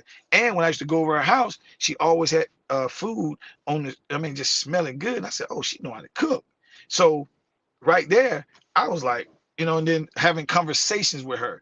My conversation was totally different, man. This girl was 20 years old. We playing pool, and she'll say something like, you believe in God?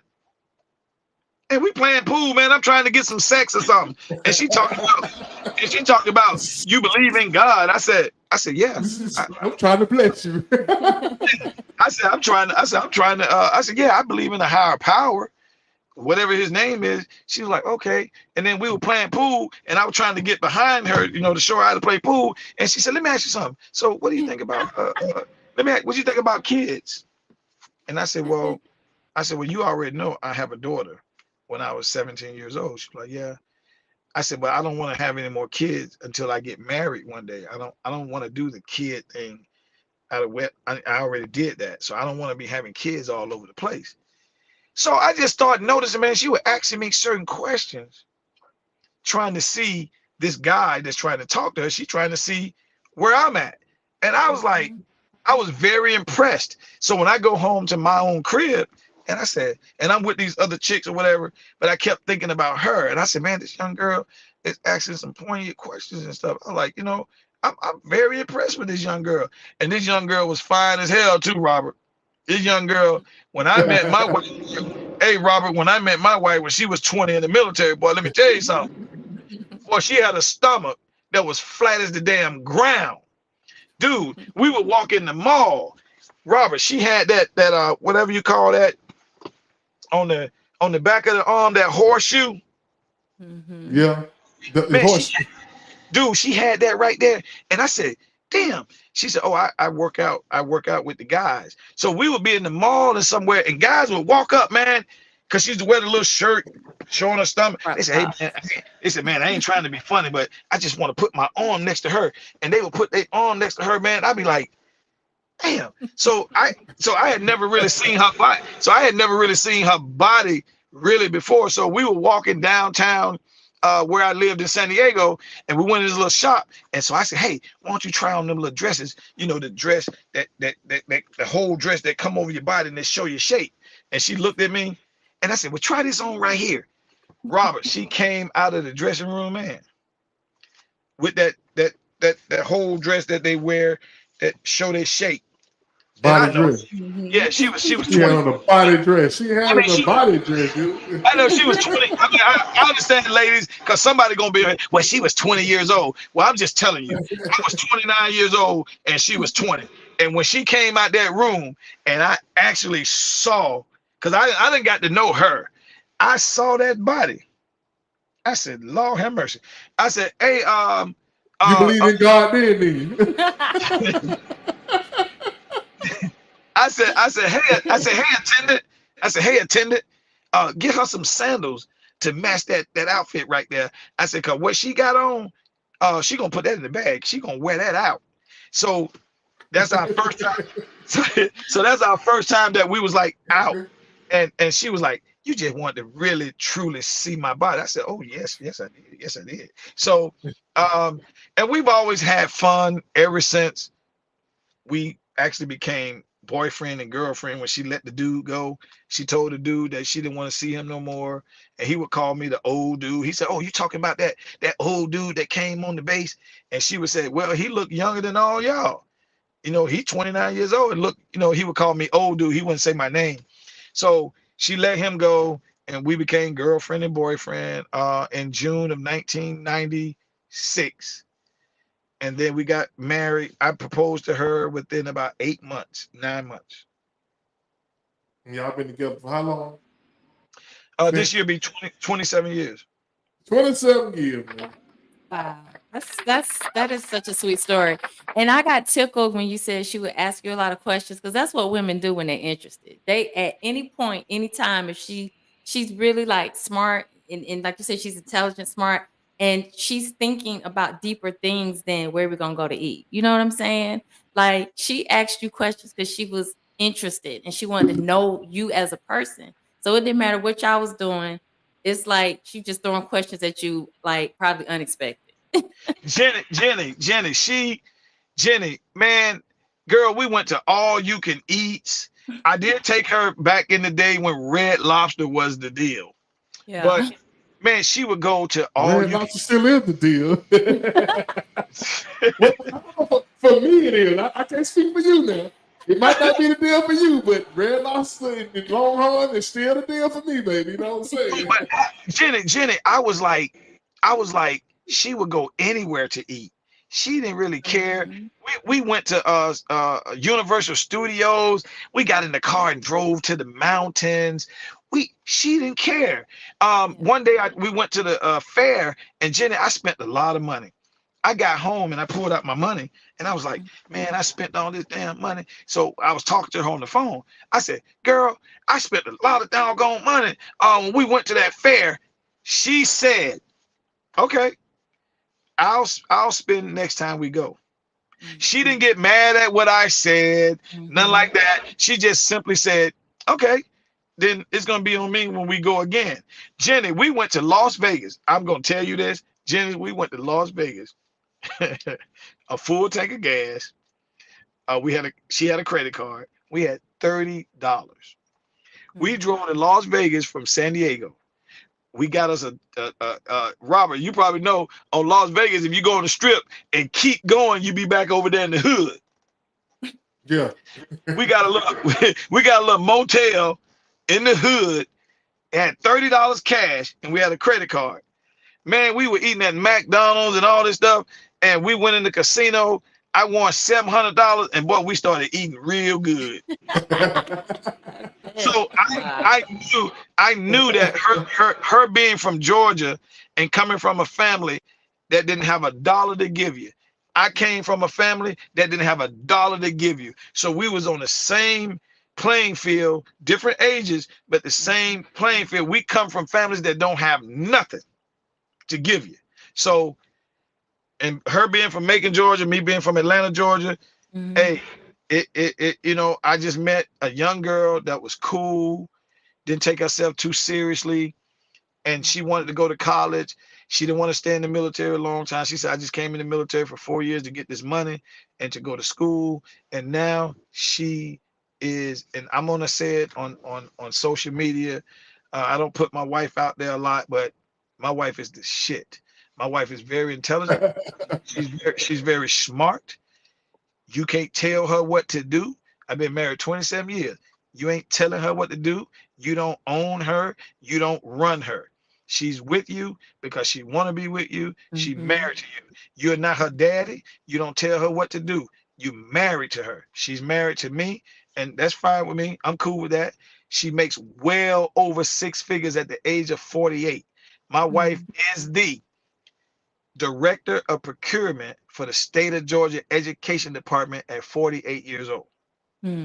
So, wow, and I ain't gonna put nothing else out there. I'm just gonna say that part. I guess the thing to say, you ain't going nowhere. Well, no, but it's amazing. Like, just the fact that you lift her up and you speak highly of her and you're very open about it, that says a lot, because that shows that you are fulfilled with her.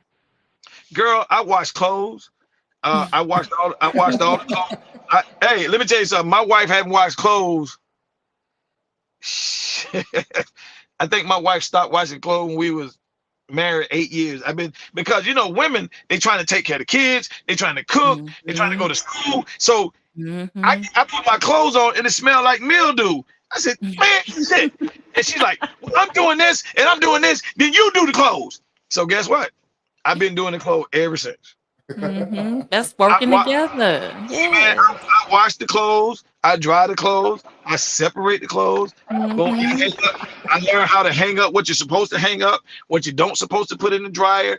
I learned all those things. I'll vacuum here and there, But my sister-in-law, my wife's sister, she was born developmentally slow. She been with us for 20 years. She lived with us. Her name is Okay. Catherine. And so Okay. she lived with us. So I got two daughters. One is 20. She go to Valdosta State. She's here right now from school. And then my other daughter is 24. She's in Maui, Hawaii. She's a CNA nurse, traveling CNA nurse. Hmm. Wow, that is just inspiring. Like just the way you share about your relationship with her. It's amazing because you a lot of times people don't hear that. They don't get to see and hear what you're saying. It's always majority of negativity of, oh, my relationship is this in a negative way that it didn't work. But you're strong in it. And I'm not saying that you probably haven't had problems. People have problems here and there, but on a whole, your relationship is fulfilling and you're very open about it. And that's inspiring because people need to hear that. A lot of people do not get to hear what you're saying, just like on a bigger scale. Like it's too much of the negative out there. So that Yeah. everything you're just saying is very inspiring. That's what I'm trying to say. Well, that's why people want me. That's why I'm gonna change gears on the Larry Love Show, and I'm gonna start when I talk about relationships. I'm gonna start talking about the positive. I'm Mm-hmm. just every time I do talk about relationships, it's going to be how we can come together, what we Mm-hmm. need to do.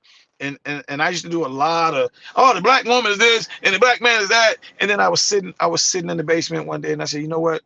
I'm going to change up and let's start talking about positive stuff. Because people say, well, Larry, how you in your relationship? And I go, me and my wife had a couple of situations around the 9-year mark where we could have been divorced. Larry, And I'll give you one. I Larry, was are you sitting in wrong. the driveway? Yeah. And I was wrong. Larry, are you sitting in the And driveway my at the wife said, house? yeah. Go on in the house, man. No. We My see wife, you. she I looking can't. out the window at me. You can't see me? Well, cut your car light on then. Yeah, cut your car. Oh, there you go. Yeah, that's it. That's it right there. That's it. Yeah. So You was fading away, my brother. wife You know said, you dog, Ken. okay. My wife said, all Yeah. right. My wife said, bye. I said, bye. I'm tired of this. I'm out of here. And I walked to the door, Robert, and I had my hand on the knob. This is a true story. And she said, bye, get on out of here. And I had my hand on the knob. And Robert, man, everything just started running through my mind, man. I was at the door and I was like, man, forget this. I ain't got to deal with this. I'm out of here. And man, I started thinking about some other man uh raising my daughters and it was really all about another man raising my daughters, being around my daughters, and all this shot through my mind, man, at the door while I was getting ready to leave. I gotta come pick up my daughters, they gotta come to me, I can't see them at night. All that stuff started running through my head and I knew I was wrong. Robert, I came from the door, I went to the in Monroe, Georgia. We were staying in an apartment. I sat down on the sofa and she was like, I thought you was leaving. You go. I don't need you. Bye. And Robert, I didn't say a word. I sat there on the sofa and I was real quiet. And she was going off. And I ain't say nothing, man. I was just real quiet. And she got up and went to bed, woke up the next morning. We went to work and we still married. Mm. That's called working it out. Man, that's Because I was wrong. yeah. And it takes humility to do that. Because you have to let go of pride, and you have to look at the big picture. Like you have to look way down the line and say, what am I gonna lose? What am I throwing away? Because a marriage is an investment. Like people don't think about it like that. You throwing away your time, blood, sweat, and tears, like all that stuff, and you throw all that away over pride. A lot of people do it. They will throw all that away. And it doesn't mean that a person can't move on and find somebody else. Anybody can find somebody else. I tell anybody that anybody can find another person. It's not even about that. you recognized at that moment what you would have been throwing away, which was your family, like the structure of it. You could have thrown away the possibilities of what you're living right now with her, which is you're fulfilled. So a lot of people don't think like that in the moment. They just so caught up in their feelings, and it's like, you know what, I ain't gotta, and they're trying to prove a point. But you thought about your life and you made a wise decision, and you had to throw pride out the way and ego and all that stuff and say, you know, what am I throwing away? It was an investment that you thought about that you did not want to throw away. Yeah, I didn't want to be my dad. I didn't. I grew up without a father, and he came around here and there. But as the only boy, I never got a chance to throw a baseball with my dad. I never got a chance to throw a football. Never got none of that. I was a boy growing up with sisters, aunties. My cousins lived in Carrollton, Georgia. I grew up in Atlanta, Georgia, and I didn't want to be like I love my dad, but I didn't want to be like my dad. I said, no, I'm gonna stay here. I'm gonna deal with whatever it is, and I'm gonna raise my daughters. I want to be in my. I don't want my daughters to come see me. I don't want to go pick up my daughters. I want to be in the same house with them. Now, I'm not gonna not be happy, but I was doing wrong. I knew I was doing wrong. So I'm glad. I'm glad you said happy. So that'll segue into the next question. How do you define happiness? How do you define it? Because you hear a lot of people saying, "I just want to be happy." What's that look like? Is it different for different people? No, happiness. You better make sure you happy as an individual, as a person, in anything. Let's not even talk about relationships. Hell, the woman that's sitting there with the big old house and the nice cars and the big bed, and she in that house, we ain't gonna talk about she ain't got no woman. A man, first of all, she need to be happy. That's right. Absolutely. You need to be happy. Yeah. Shit. Ain't got nothing to do with no man, no woman, no sex, no nothing. If you ain't happy with you, then that's why people, well, one of the reasons why people do suicide, oh, I ain't got nothing to live for. Hey, your life ain't your life to take. That's right. First of all, so happiness come within. You know, you got to be happy with you. I love my wife to death, but she can't make me happy. I have to make me happy. And what she does is she adds to your happiness. That's the thing. The happiness that is within ourselves, we can also share it. So it's an added thing. It's not that they make you, but if you're happy within yourself, then you're sharing that with her and vice versa. Because people enhance your happiness. Exactly. Because it has to already be there. Because if a person makes you happy, then you're setting yourself up for dependency that's not healthy. Like tires on a car. The woman is a rim. She said put the rims on it. You know what I'm saying? Yeah, I mean Jenny, you don't want to. But Jenny, Go ahead. I'm sorry. You're a female. You're a happy-go-lucky person. And Rob, you're a man, so I don't want to just make it a female. You happy-go-lucky, and you meet a guy and you go on a date, Jenny, and he's just negative about white people and Indian people and Mexican people, and you're sitting there and you're happy, and you just love everybody that come in your life, and you know that there are some things about other people, whatever, but you kind of like, I'm happy. And this guy's sitting there talking all this negative stuff about people, and you're gonna be like, I don't want to date him, and I don't even want to be around him. Right. So exactly. You got to be happy with yourself. If you're happy with yourself, people will see that. If you're not happy with yourself and you're complaining about everything in the world, nobody want to be around you. Right. Any other questions, man? Oh, we got plenty of questions. I wish you'd have came at your at the louder time. So let's get one more question before we get into the rapid fire. I got a lot of rapid fire questions. Like what time you go off? What time you go off? at 9 o'clock, but it's my show. I can go on when I want to go on. You know what I'm saying? Okay, man. I'm sorry. I'm sorry. But listen. Now that wouldn't be. I'm just saying. You know, it don't have to be at 9 exactly. I can go like 5-10 minutes over. You know what I'm saying? I got you. So the question I have is what challenge? Where's my question? What challenges? Okay, here we go. What is the biggest challenges that faces relationships today? Like, what is the biggest? What is most folks dealing with, man? You know what I'm saying? Me and my wife was talking about this. See, me and my wife, man, we wake up in the middle of the night, man, 2-3 o'clock in the morning, just sitting up talking. I'm trying to tell people, just because you married and a woman or a man is next to you, you ain't having sex all the time. That ain't what your relationship about. Sometimes you be sitting in the bed just having conversation. You just wake up, and sometimes you sitting there eating damn ice cream, and both of us know we don't supposed to be eating no damn ice cream, but we got ice cream. We snacking like hell. You know, I'm telling you, man, when you get married or you with a boyfriend or a girlfriend for a long time, man, you be snacking and shit. This shit crazy, man. But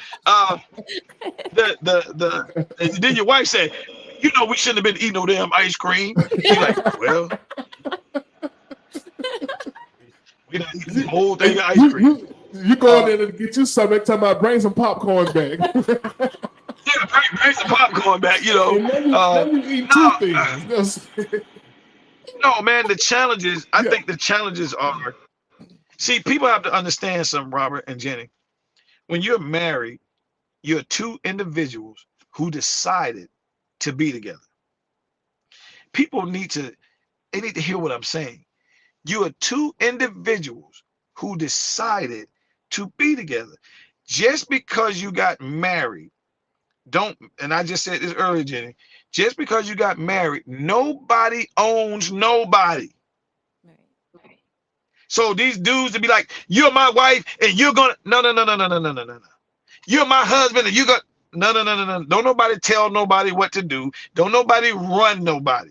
Now, the challenges are, you must communicate. I ain't gonna bring up sex. Sex is only 10 to 15% of the relationship. Sex is not the whole relationship, people. So if you think that sex is the whole relationship, you're absolutely wrong. Why?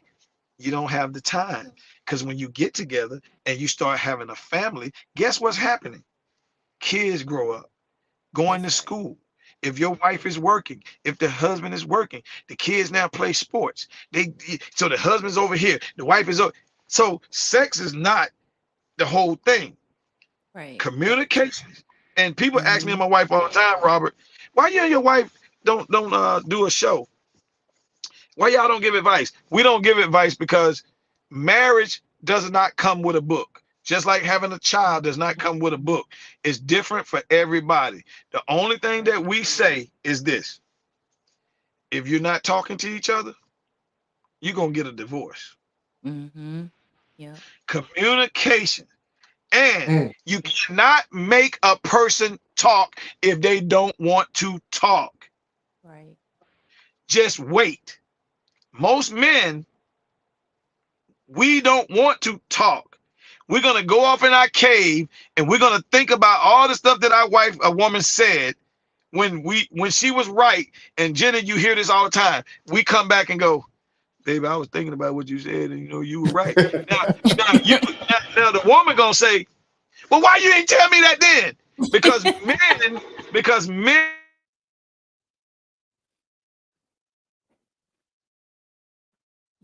He's just he's freezing up. It's iPhone. He probably got an iPhone.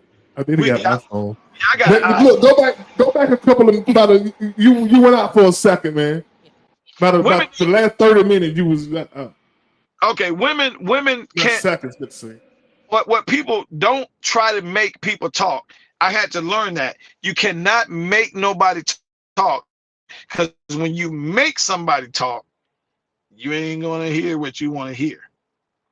And plus you don't hear the person. So I had to learn, I don't want to talk right now. You got to go with that. You got to leave that alone. And it takes some work. You got to leave that alone. And for men, we don't want to talk right now. So we'll come back later. Women want to talk right now. I want to talk right now. So you listen to the woman, That's true. then you say, That's true. I don't want to talk right now. I've been married. I've been with my wife 28 years, been married 27 years. So that means we dated 1 year. I proposed to her within 8 months. So we've been together. We've seen a lot of things. So we ain't no expert on nothing. But I'm just saying, I tried to make her talk. She tried to make me talk. And that's when you run into problems. When I say I don't want to talk, I don't want to talk. Last challenge, Robert. Ladies, We talked about this earlier. We talked about this part earlier. I'm glad you know what I'm saying. Okay. And putting your thing in it, you know what I'm saying. Communication I want to part. say this part, and then I'm gonna let y'all take over y'all show. Ladies, when you get mad with your man, I gotta tell you this. I gotta say this. I tell you this. I need you to stay a feminine woman when you get mad, because you got a right to be mad.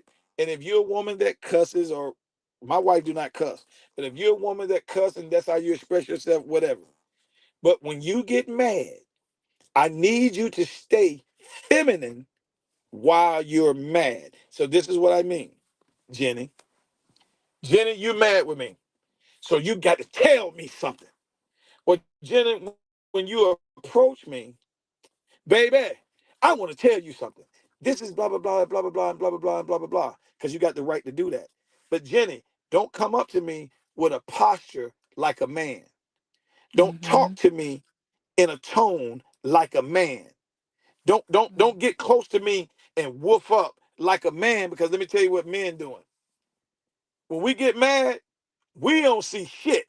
What we see is a female posturing like a dude with a hands ball talking to me like I'm somebody in the street. So I don't hear you. But when my wife comes up to me, this is what she do. Baby, I ain't like what you did. I said, well, I did. She said, I'm just trying to tell you that I ain't like what you did. I said, well, I'm sorry, but I was just trying to do this. So she was getting a point, but she stayed a female. Not knocking. I'm not knocking her.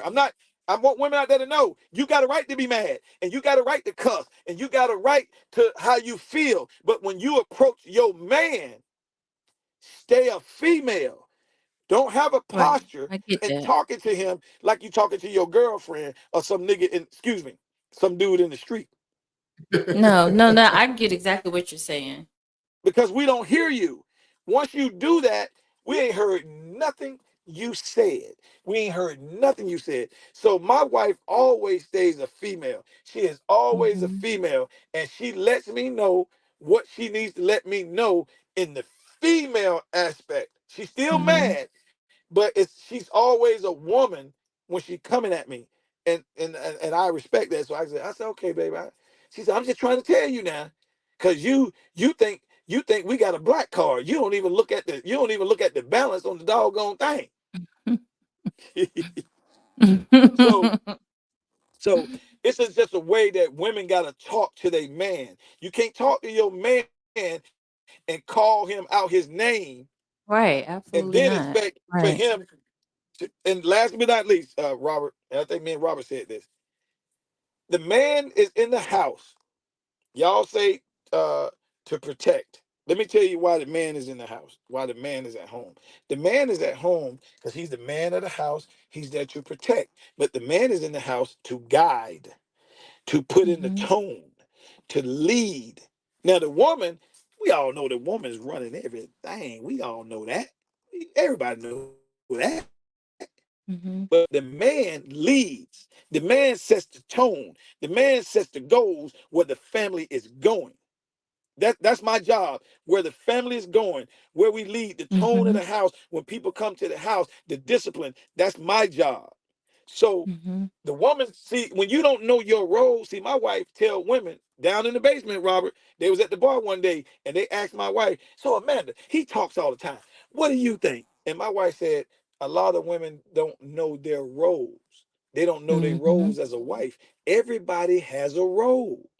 Yep, That's so true. And if you play I agree your with that. role, that don't mean that my wife is sucker to me or Right. submit. People got that submissive thing wrong. My wife Right. simply say, my husband is the leader of this house.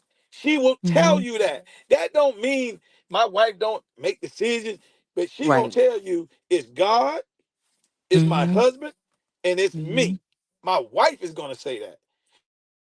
But you And got these new I get modern that. women, they go to church and talk about church, but they don't really want to do and act what they be reading. And I'm gonna leave it at that.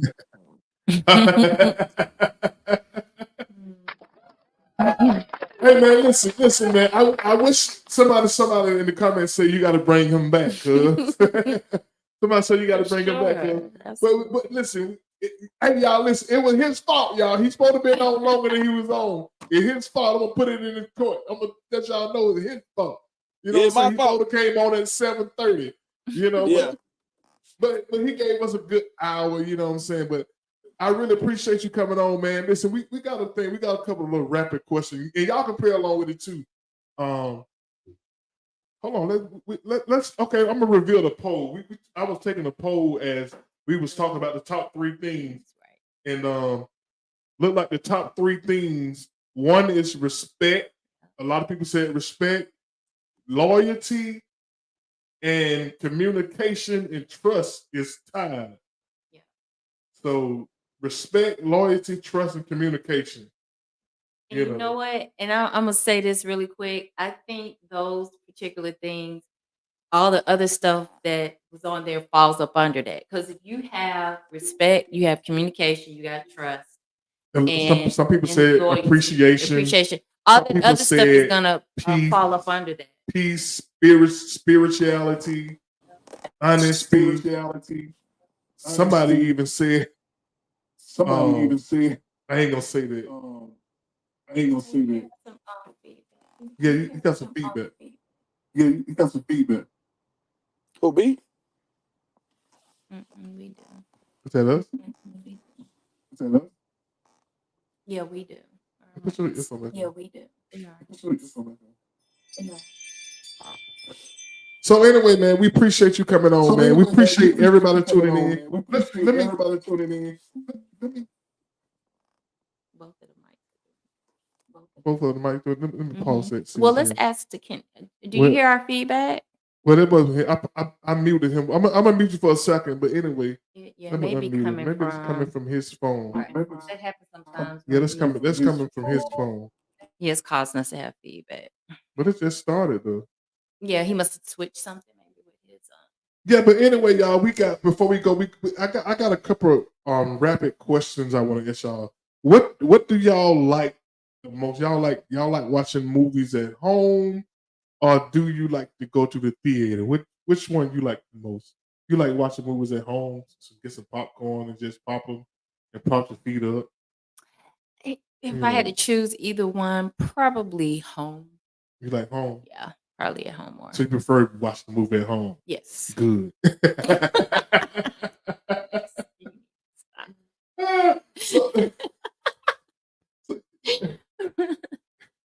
Larry down. Yeah, he went out. Yeah, you gonna save a lot of money like that. Yeah, so you like watching movies at home, or you like going to the theater, brother? Let me unmute him, CC ready. Okay. I like watching movies at home. Oh, you like home too? I like going to the theater sometimes. I like home, but sometimes I like going to the theater too. Sometimes I like going to the theater too. It's causing feedback. A lot of people say home. You did something different because now you get feedback. Yeah, I think whatever's happening with your device or whatever, if you got earplugs or something, is creating feedback a little bit.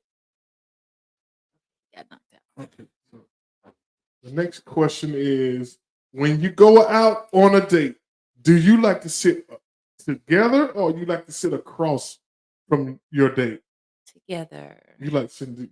I know you like to sit together. Like, Yep. and you don't care how small the booth is. You about to fall out the booth. That's okay. You don't care about how this together thing is different for me. I've never sat together. I normally would sit across from somebody.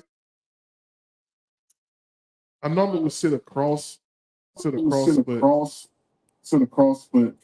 be his device. His device.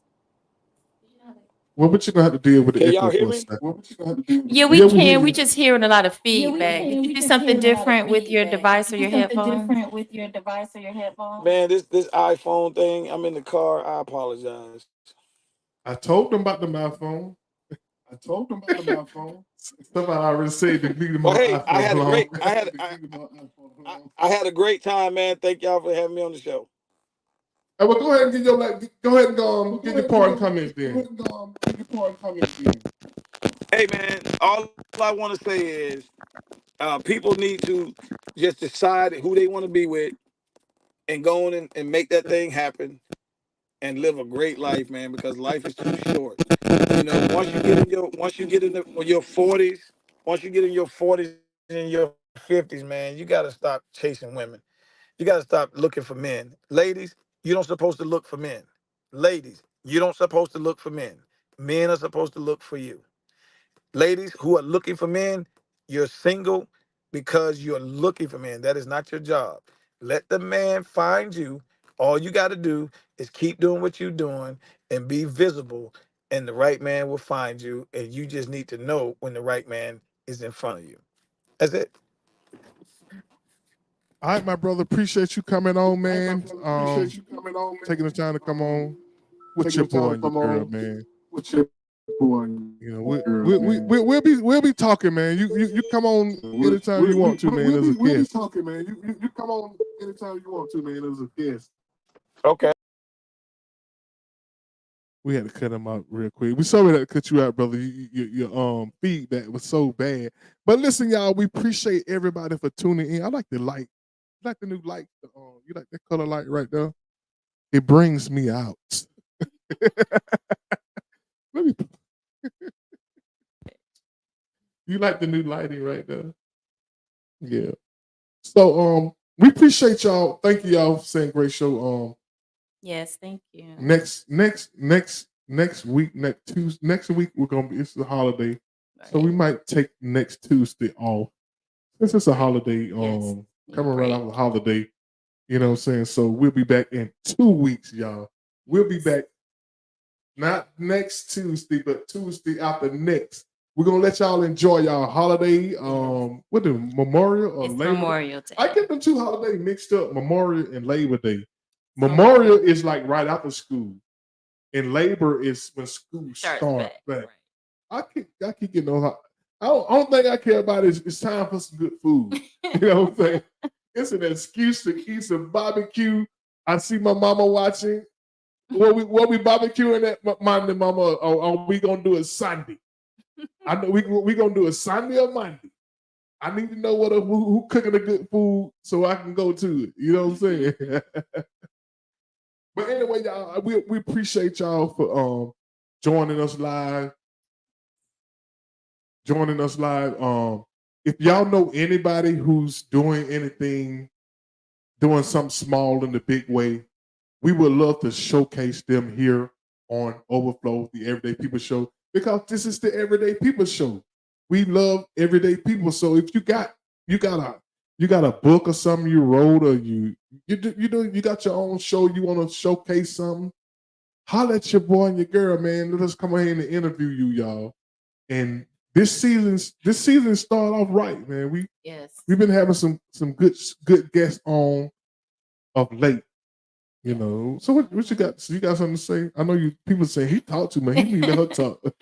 I'm just really appreciating the guests that we have, because again, we have a tendency to gravitate towards negative things that are happening, and what we're doing is we're highlighting people who are doing positive things that help build people up.